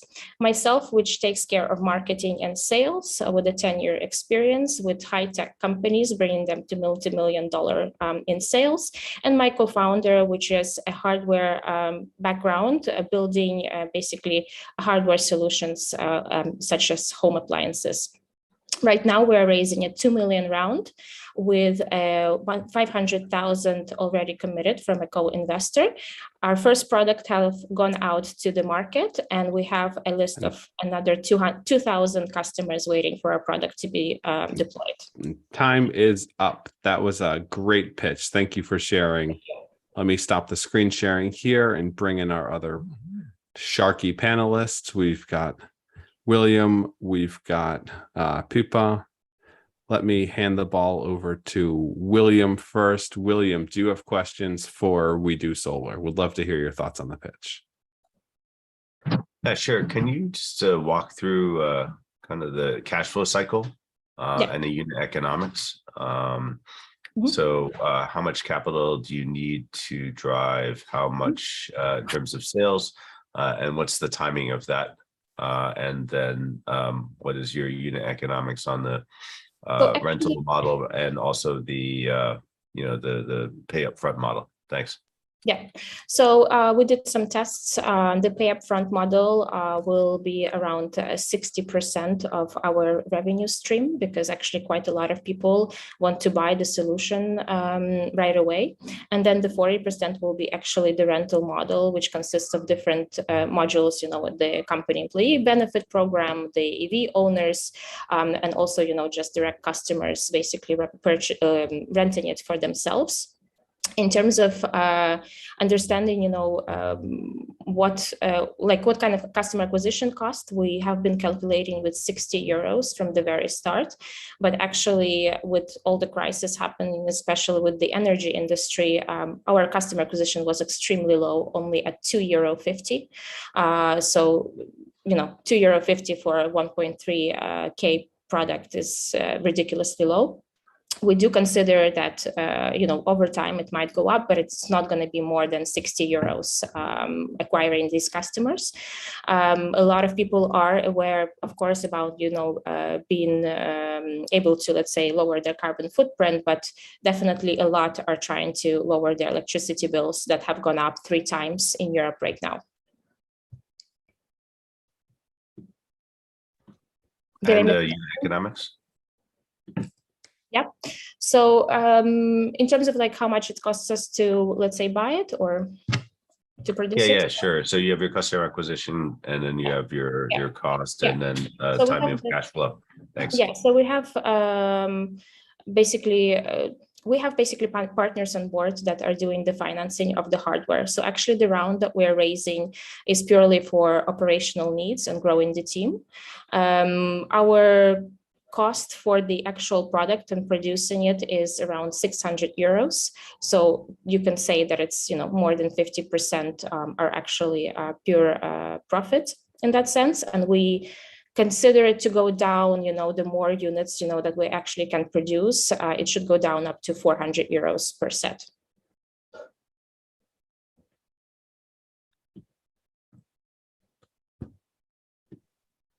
Anything else? You said right now. I have more questions, but can hand it over to Pippa. No, I think go ahead, maybe. Hi. Thanks for the presentation. So just make sure I got this right. You've got 8 solar panels. Yes. And together they're was it 600 watts? 600 watts. Yeah. That is for Germany, only 600 watts. So every single country in Europe has different legislation laws. So for example, in Spain, our set can actually be 800 watt, and there are countries that go up to 1,200 watt. So we can potentially, provide bigger sets. This is also, a first product that we came out with. So we definitely see ourselves coming out with other products, for example, for, completely cemented balconies, for glass balconies, for garages and so on. Yeah. So I wonder, have you done work on how many homes you think that this solution could be installed upon? Because here in the UK, not that many people have balconies, and I'm guessing you need to have balconies that are south facing, and you're saying you need to have a socket to plug it in as well. So how many homes do you think are in your kind of addressable market? So in Europe right now, 250 million are basically the market where our solution can be installed. Of course, you can say that, there are countries that have way less sunny days than others. If we go to the south, of course, it will be more effective and they'll be potentially be getting all, let's say 600 watt if this is what we're serving or more. If we go a bit more to the north and especially UK, you will be probably producing around 50 to 55% of its production value. But like I said, not every house, not all of those houses will have balconies, right? Have you got data on that? No, this is 250 million of actual balconies where our solution would be fitted. And these are balconies that are actually railed balconies in Europe. How many people live in Europe? A lot. Like, somebody help me out here. It's like something like 500 million. I was going to say, I mean, and how many of those per house? I'm just saying that that's a really large number. I'm surprised by that number, given that a lot of the countries will be like the UK, where not everybody's got a balcony. I mean, it could also be fixed onto a fence, right? So there is different ways to actually fix the solution. You could have more than one balcony. You could have more than one balcony. You're right. Okay, I'm just saying. I think that market sizing could do with a little bit of work. Overall, I think this is a great idea. Obviously, if I have a south-facing balcony, I could stick this on. It sounds good. We have solar on our rooftop. I know not everybody can do that, so I think this is a really great solution for people who are renting or don't have the roof that is pointing the right way. But we've got a system that is many times larger than this, and it only provides a fraction of our household usage. Now, we have a big house and we have 2 electric cars and a heat pump and so forth. So my question is, how much of the average household's electricity do you think you can supply with this panel? Of course, anything is a bonus, right? But have you done some work on looking at those figures? Yeah, of course. You haven't got storage integrated. Yeah, so I mean, storage we can integrate potentially, but of course we're looking at solutions that are not going to be lithium based. So we do understand, within the next, year or two, this is something that is going to change. So storage is not a problem to introduce. And in terms of how much it reduces at the full capacity, it reduces 25% of your electricity bill. If you're generating, obviously, 50 to 55%, this will be half from the 25%. Okay. And in terms of you were talking about the cost to acquire users. What is the plan there for the go-to-market strategy? Mm-hmm. So at the moment, online social media ads have worked really well for us, and this is where we have a very low customer acquisition cost. In terms of spreading it further, I think it's working with companies on the B2B2C side, where we are spreading our solution to employee benefit programs for larger corporations. Okay, great. Well, thank you. Really interesting solution, and best of luck. Thank you.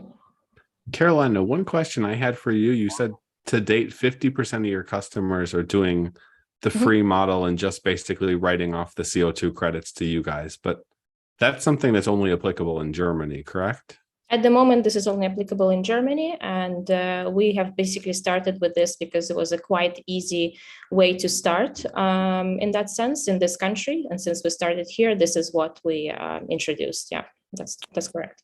Are your acquisition costs based off of that free model? Because then it's kind of idiot proof for them to say yes. No, our customer acquisition cost is split. So actually for EV owners, it's around 50 euros to acquire that customer. And have you done any tests to see what type of traction you get as you expand into other regions? So Germany and DACH region in general are very forward thinking when it comes to green and renewables, but also very anti-nuclear and anti other power sources. Have you tried growing in other geographies, and how do you plan on rolling out? Yeah, actually we've been getting a lot of media attention. So I don't know if there is a media outlet that haven't written about us or made a video about us, they probably will. But in that sense, actually a lot of countries have been reaching out to us to potentially purchase our solution already from Germany. We did a test in Spain, and Iberia market will be our next market, because this is going to definitely be one of the largest markets in Europe for us, in the sense of how many sunny days they have, and also the balconies, and how much people are actually, aiming to have solar there.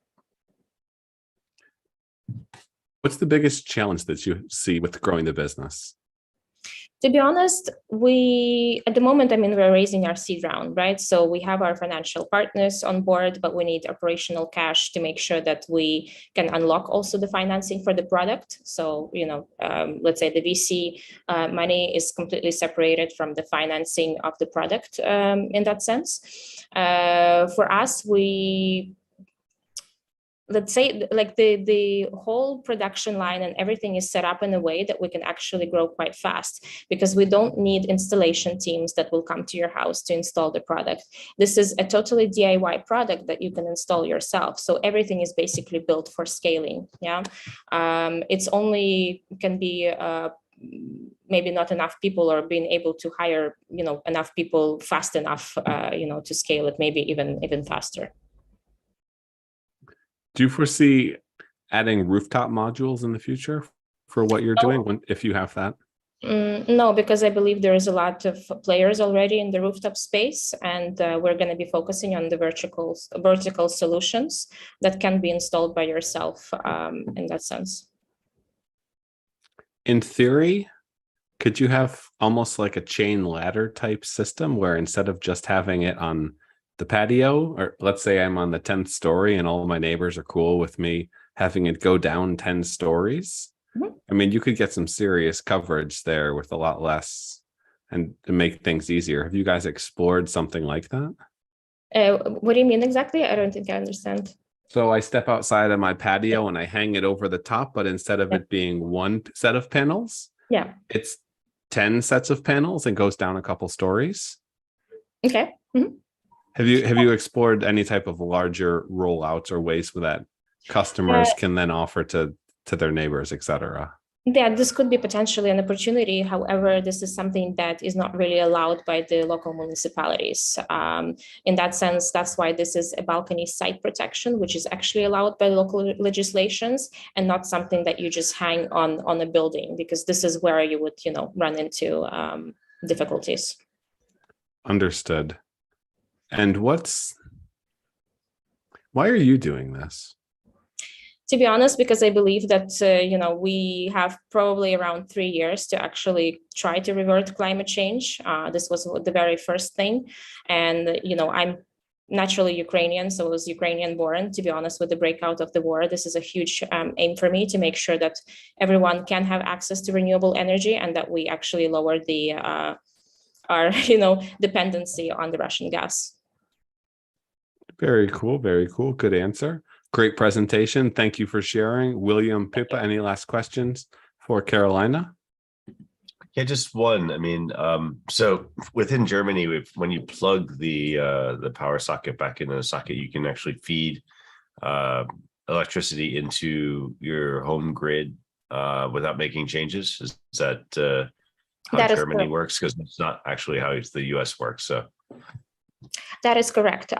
It depends how much actually energy you're fitting in. And since we have like a relatively small power plant, it doesn't actually get your, let's say, meter to go backwards, right? So this is where things would, let's say, be set up in a different way. And I think that's what you mean probably for US. In terms of US, we haven't done any research on that field yet, but we definitely have gotten requests from there. So the way it works, we basically feed in energy in, basically lowering the grid consumption that we have within our households.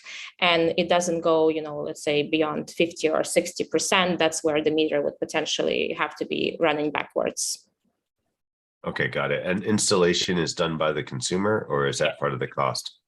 Yeah, that's done by the consumer. So it's a totally DIY product. It's very easy to handle. It's very lightweight. You attach it to your balcony with special like Velcro tapes that you can also take off and, let's say bring it to a different balcony if you want to, and simply plug it into a power socket. Thanks. Could be good for RVs as well. Could be. Thank you for sharing. Thank you for presenting, Carolina. I want to hand things over now to our last company of the night, Climatize and Will Wiseman. Are you ready to take over? Let me set it up so you are spotlighted. I'll get myself out of here so I don't steal your thunder. And you are good to go. Let me know when you're ready and we will start the clock. Revolutionizing finance when it comes to climate and things that matter. Ready to roll?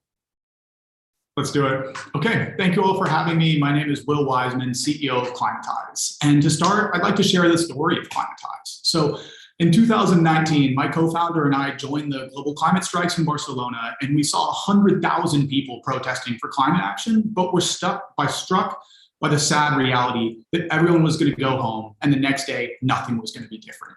So as we dug in, we uncovered 3 problems. Unaccredited investors don't have access to the clean energy asset class. People don't have time to take climate action, and there's a breakdown in trust with respect to traditional finance services.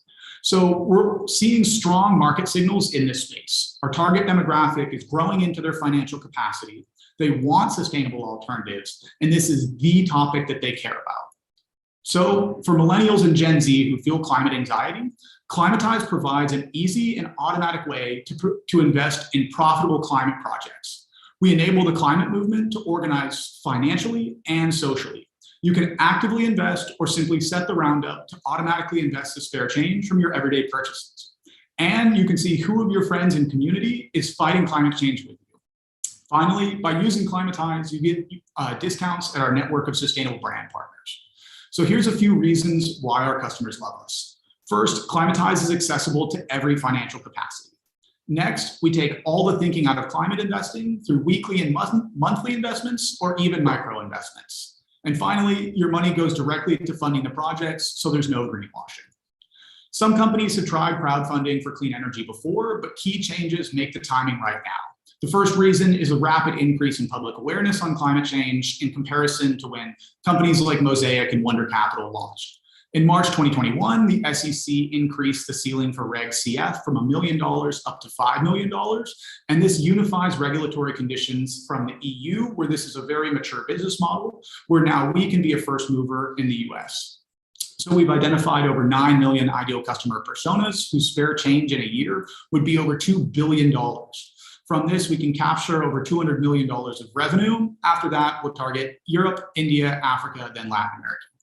Through our Good Climate News channel, we've seen a 400% increase in views per video and a surge to our wait list, over 80% growth in the last quarter. That's been purely organic, zero paid marketing, only using a video editor. Yesterday, we signed our 11th letter of intent. We have a partnership with the US Department of Energy. Our wait list is growing 21% month over month. We're onboarding customers to our beta at over 50% week over week.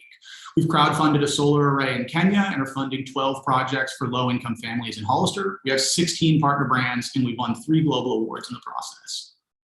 So we're taking this, really looking at local networks to then be able to scale to a global movement, engaging the Sunrise movement. Each one of those hubs can be anywhere from 500 to 10,000 individuals. So from that, using a B2B approach to B2C acquisition. How do we compare to our competition, you ask? Well, first, we're delivering the product through their channel of choice. Additionally, we have this roundup feature, which at face value is just a painless way to invest. Really, it enables us to forecast our investment volume and revenue. Additionally, we get that transaction data so we can strategically choose our brand partners. Then additionally, we have the social and gamification components that really show you where are the people who care. And finally, we've created a secondary liquidity strategy that we'll be rolling out over the next 18 months. We have 2 network effects in parallel. One is that as we gain more capital, we get more visibility, more projects, and thus more relevant to you and your community. And additionally, there's a financial transaction data, which gives us better rewards. Finally, how we monetize. On the project side, we take a success fee and a loan servicing fee. On the B2C side, we have a freemium model and our loyalty program. The co-founding team consists of myself and Alba Forns. We both hold double master's degrees in renewable energy engineering from the Royal Institute of Technology in Stockholm, Sweden. I have 8 years of clean energy experience. Alba was a key player in creating Barcelona's low emission zone. We were just recently chosen as Young Global Changers by the World Policy Forum, and our team has worked with some of the top tech and financial firms in the world. So we're currently fundraising. We currently have 40,000 left of an allocation in our angel round. That's at a 5 million valuation, and we're ratcheting that up thanks to our selection in Techstars Boulder. This is our chance to own our future, and here are the people demanding action. Let's give them the tools to fight for a sustainable future. This raise will get us to our FINRA approval, to 10,000 customers, and who in turn will invest $1 million through Climatize. Finally, I want you to think about this. At the moment, there is no network product for climate. It's a theme that touches every vertical with opportunities in every sector.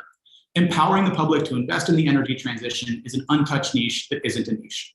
Thank you, and let's make every transaction an investment in climate action. Someone's got a practice pitch. The time is just up now. Great job, Will. Thanks for sharing what you guys are doing. It's fascinating. I see a ton of massive potential. I want to bring in our fellow panelists. One quick question, just while I'm bringing them in. You had a bunch of impressive names for investors. Mm-hmm. If you're only raising 500, why do you have so many investors and still space? Why did people put small checks? Mm-hmm. Yeah, so we raised from the Central Coast Angels, an angel syndicate here in Santa Cruz. From that, they started out with just early checks. We were still pre-FINRA, pre-product at the time, and that gave us then the finance to be able to not only launch our beta, which we have done, we are now submit ready on our FINRA application. So just risk profile early on. We also started raising right as the economy drove off the cliff. So we've been fighting an uphill battle, but in that sense, still making good traction. And then we plan to actually raise more like 1.5 to 2 million coming out of Techstars. We're just closing off this 500K. This will get us through program and essentially just give us the funds that we want to really build the product that we believe in and have the vision for. Awesome. Thank you for that. Now, Pippa or William, I'll hand it over to you before I throw in a few more questions. Hi, Will. Thank you. Obviously, great, very polished pick. So, what I think I'm getting is that you're saying this is unique because you're offering the opportunity to retail investors to invest in sustainability projects in a way that they want to. So, putting in little bits at a time, and that you've got the liquidity to get that back. So that's how it's different from something like Wonder or some of those other competitors you're talking about. Mm-hmm. Yes, exactly. So Brian Bursick, the former founder of Wonder Capital, is actually my CEO mentor. He really loves what we're doing because, he was very passionate about actually engaging this space. But back in 2014, the public demand was a challenge and the liquidity was a challenge. Mm-hmm. But they've done a great job, and other people like Mosaic, like laying that foundation. So how about something like Atmos, where it's a current account, but they're basically taking the money in your bank account to do this good work behind the scenes? Mm-hmm. Yeah, I think to your point, the big thing is the behind the scenes. So people are, they're even within Atmos, they want to see what their money is doing. And there's been that breakdown of trust with these financial services. So in comparison to having your money in a mutual fund or an ETF, where at best you get a stock ticker, with each one of these, we have the photos of the 12 families whose homes we're putting these solar arrays on. And there's that real emotional connection with these projects. We're focusing on projects that have high social impact as well. So for example, one of our letters of intent is with Block Power.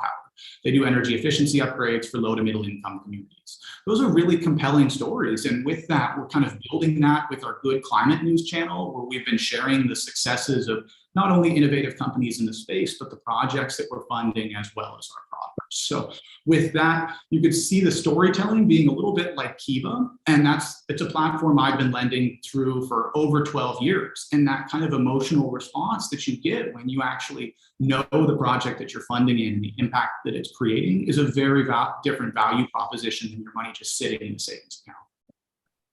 So I hear you, and it's lovely. And I think people will be that engaged. Some people will be that engaged, at least initially. I think, I used to use Kiva as well. And frankly, after a while, you're like, this is great. And then you forget to relend the money or, so I think that sort of wish to be that so engaged, I think that tails off with time, that kind of enthusiasm. I guess that's the point of your kind of auto, roundup feature. But, I think that for me is the attraction of something like Atmos, where it's just a current account and everybody needs a current account. And I'm not having to like then think, oh, I want to do this great thing as well.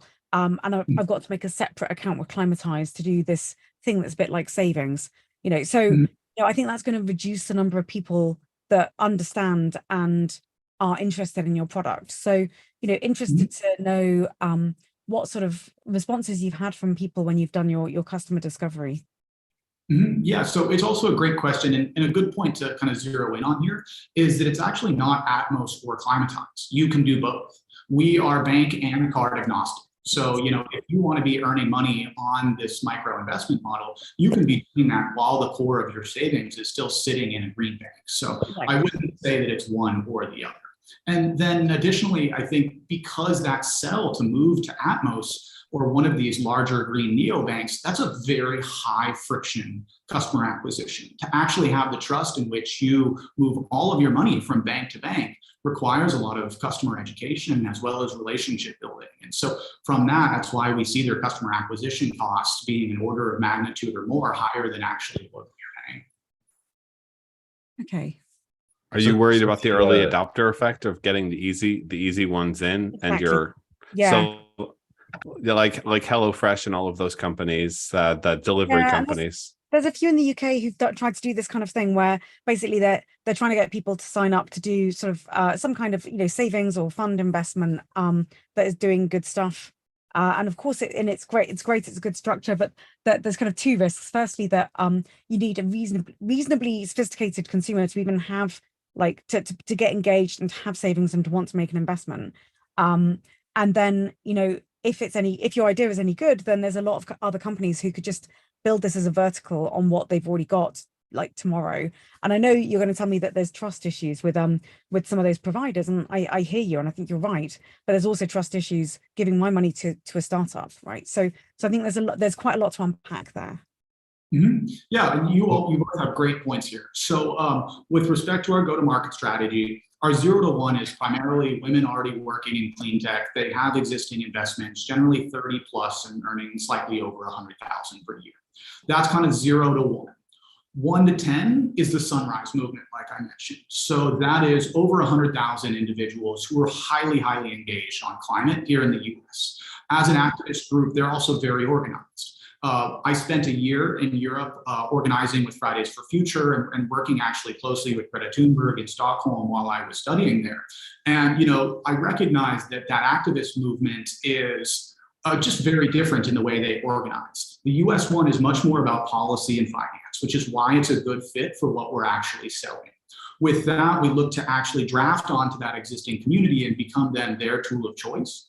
As we prove out that B2C traction, we can actually go then in 10 to 100 by taking a slightly more B to B to C approach by engaging more like the credit card companies or existing financial institutions and being more like their white label bolt-on climate solution. So for example, 2 days ago, I was pitching to Amex Ventures.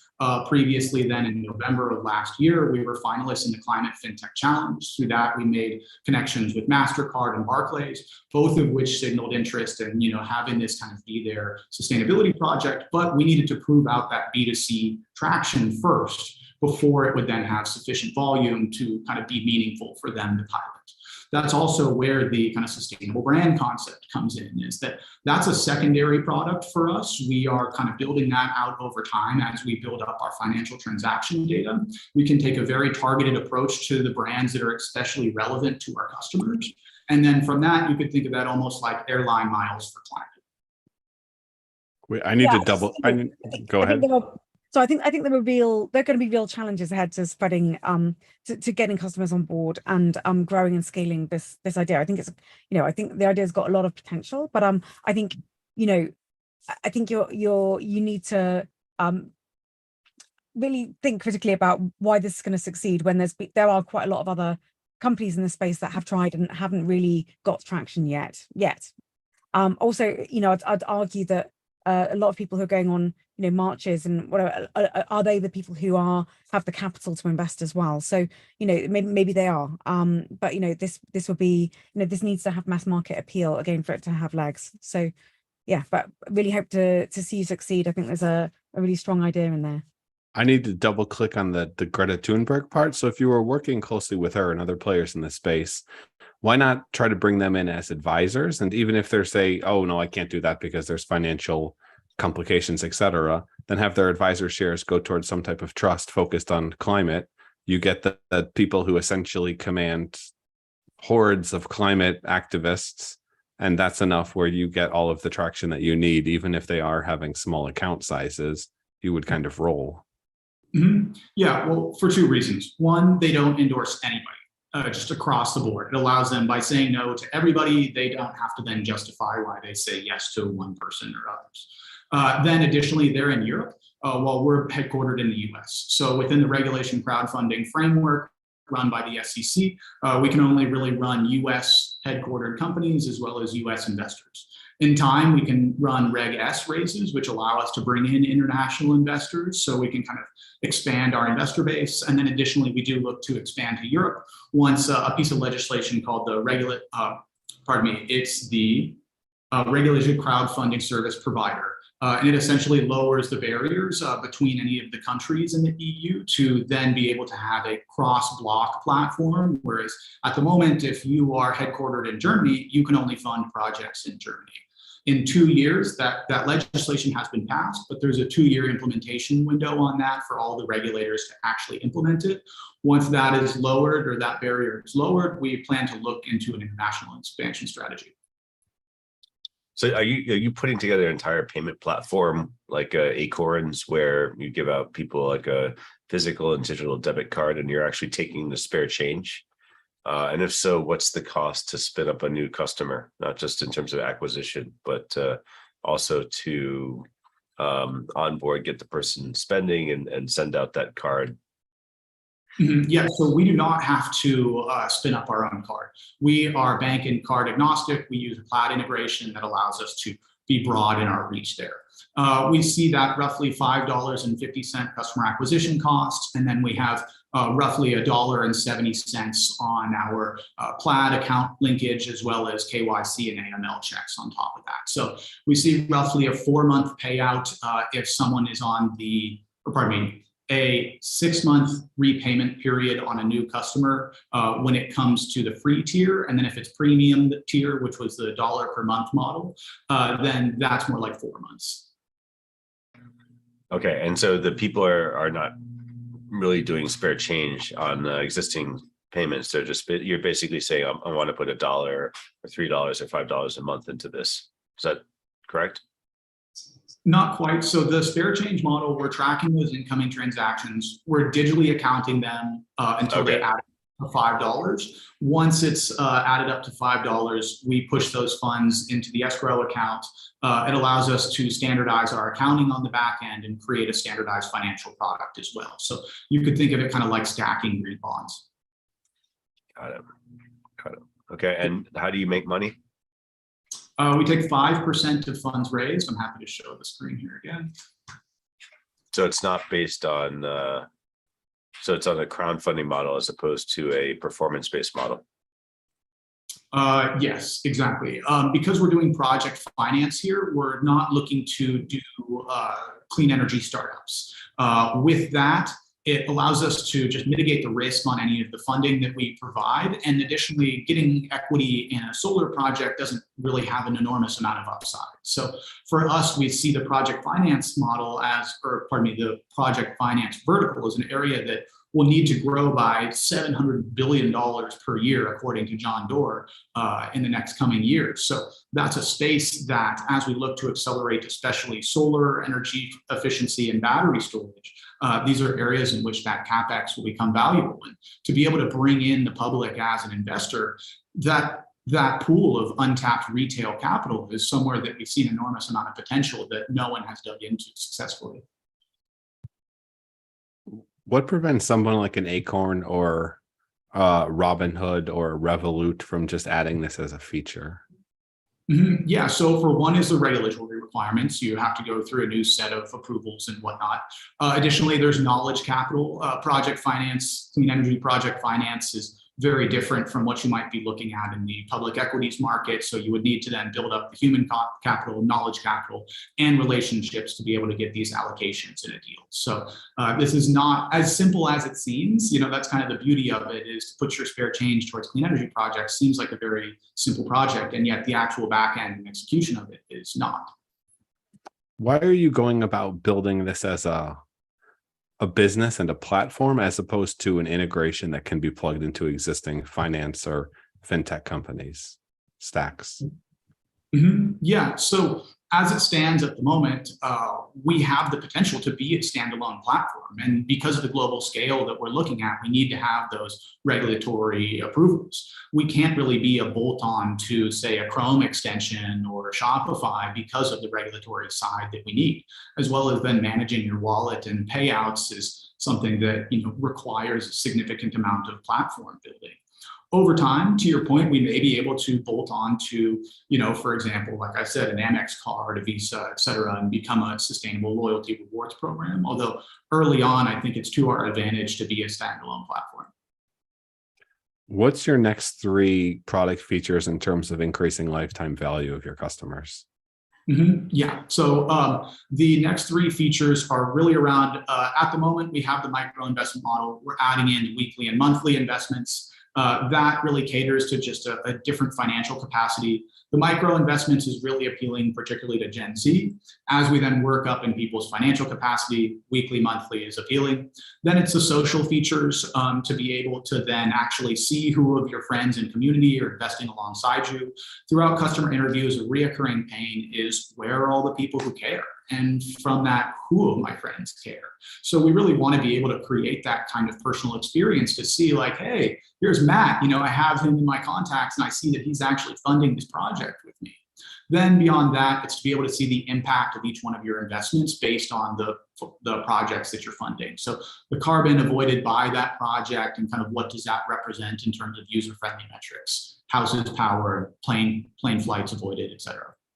I think there's a major possibility here in your freemium model for advertising for brands that want to get in front of sustainable oriented customers so that you can offset cost or even have additional revenue models.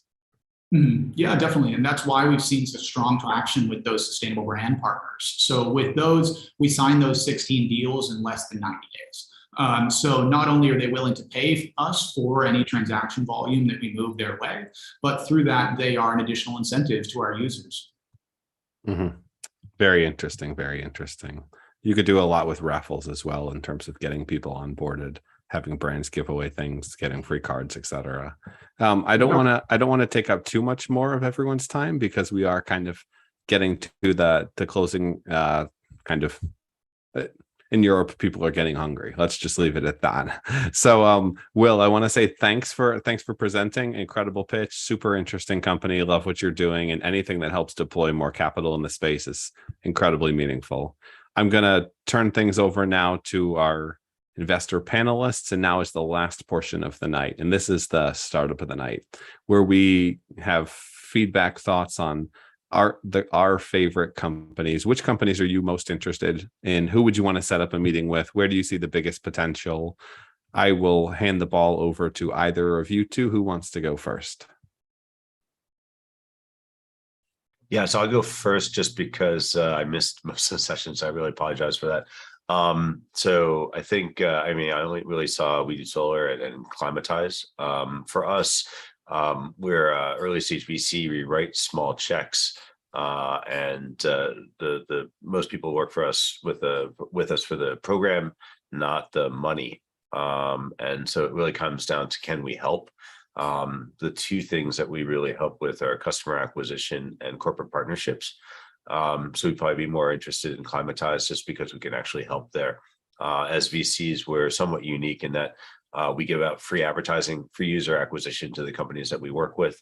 And that plays more into Climatize as opposed to We Do Solar, in my view, because it's, as far as I could tell, like a more mass market solution. And they can also tie into the 230 odd corporates that we partner with.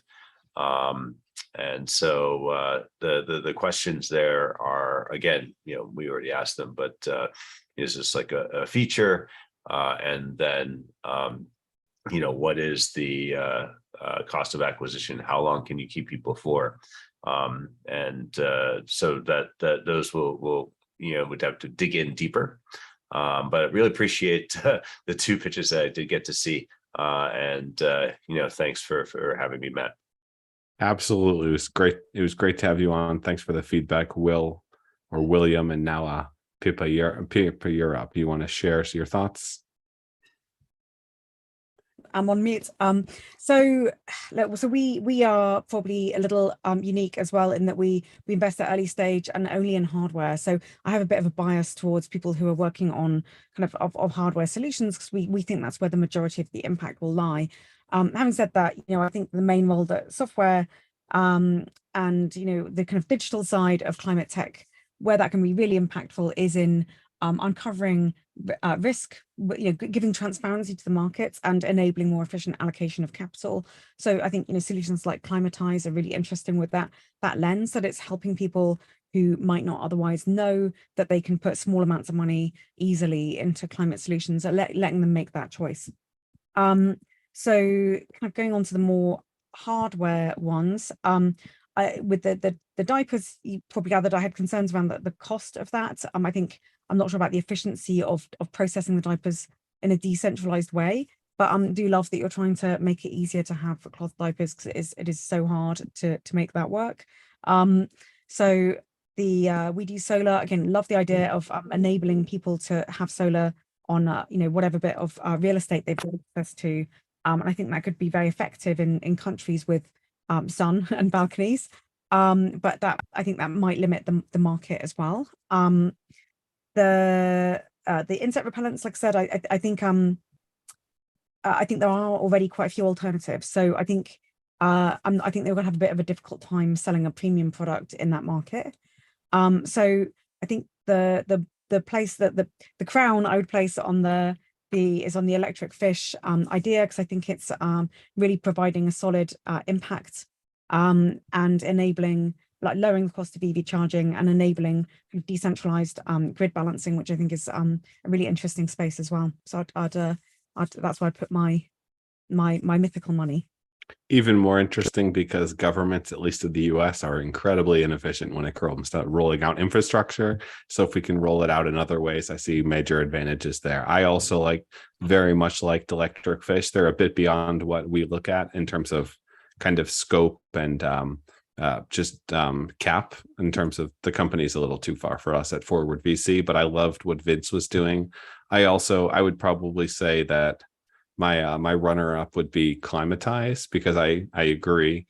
I see massive potential in even just getting consumers thinking about clean energy and climate change, and having that become something that can be the kind of cool and hot thing, especially adding in socialized features of, look who's doing a better job saving the environment than your friends kind of deal, if you can have a leaderboard there. I love what Alan's doing as well with Pika, because, as I said, diapers are a dirty mess, and I would like to see that be cleaner, but I think they have a little bit of a ways to go to prove that consumers are willing to carry around the dirty diaper in the purse and then throw it in, or in the backpack, and then throw it in the solution. So I would say I would give electric fish the startup of the night nod, and Climatize would be my number 2.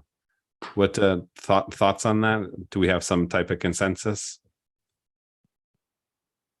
Yeah, I am. Well, obviously happy to vote for that. William, what do you think? Yeah, sounds good. Thank you so much. Mm-hmm. Well, then, everybody, I want to say thank you for tuning in to this edition of the Startup Tank. Congrats to Vince and Electric Fish. Incredible job on the presentation. I'll bring you back in if you want to say anything, and then we'll sign things off, give everyone a chance to say where to find them, and I'll go grab some food. I think we could all use some food, but thanks again for having me on for the judges' times. Really inspired by all the great presentations I hear tonight. So really optimistic about our future for climate. Well said, short, sweet, and to the point. Somebody's hungry, that means. Pippa, do you want to tell people the best place to find you? Yeah, we're at zerocarbon.capital. You can get in touch through the website. We're also on Twitter at ZeroCarbonCap and on LinkedIn. Yeah. And William, SOSV Yeah. in So, orbit. so check out SOSV.com. Please do check out SOSVclimatech.com for our upcoming climate summit. And you can find me, William Balbine, on Twitter. Thanks so much. And everyone, thanks for tuning in. If you're interested in Forward VC's early stage climate syndicate, it's 4wards, the number 4ward.vc, to learn more about us and what we do. We invest in incredible early stage climate companies like these. We're got a pretty interesting deal we're doing now. I can't share more than mushrooms are our future in a lot of ways. And to learn more about us and what we do, forward.vc. The Startup Tank, if you want to go and apply, just visit thestartuptank.com. Pretty straightforward. Application forms there. We would love to have you subscribe and attend future sessions of the Startup Tank. You can find us on YouTube, all major podcasting platforms. If you just look in the description here, you'll see the links for that. And then I want to thank, again, our show sponsor, Leva. Leva is the best way to set up an SPV. It gets rid of the headache, gets rid of the paperwork, the lawyers. It lets you go fast, simple, easy, 5 minutes, set up an SPV. Anyone can do it. It's 1% of the race. It's the cheapest way to do it. And it allows you for ultra scalable solutions such as follow-on funding, secondaries, etc., all without bringing in lawyers, extra paperwork, extra fees. To check them out, forward.vc/Leva for more details. And until next time, I'm your host, Matt Ward, signing off. You can find us at the Startup Tank. You can find us on LinkedIn. Subscribe to our newsletter if you want to get all the latest and updates and invites to upcoming Startup Tank events. And until next time, cheers, folks. We got a climate emergency. I've got a tummy emergency, and let's all go have a great one. Cheers.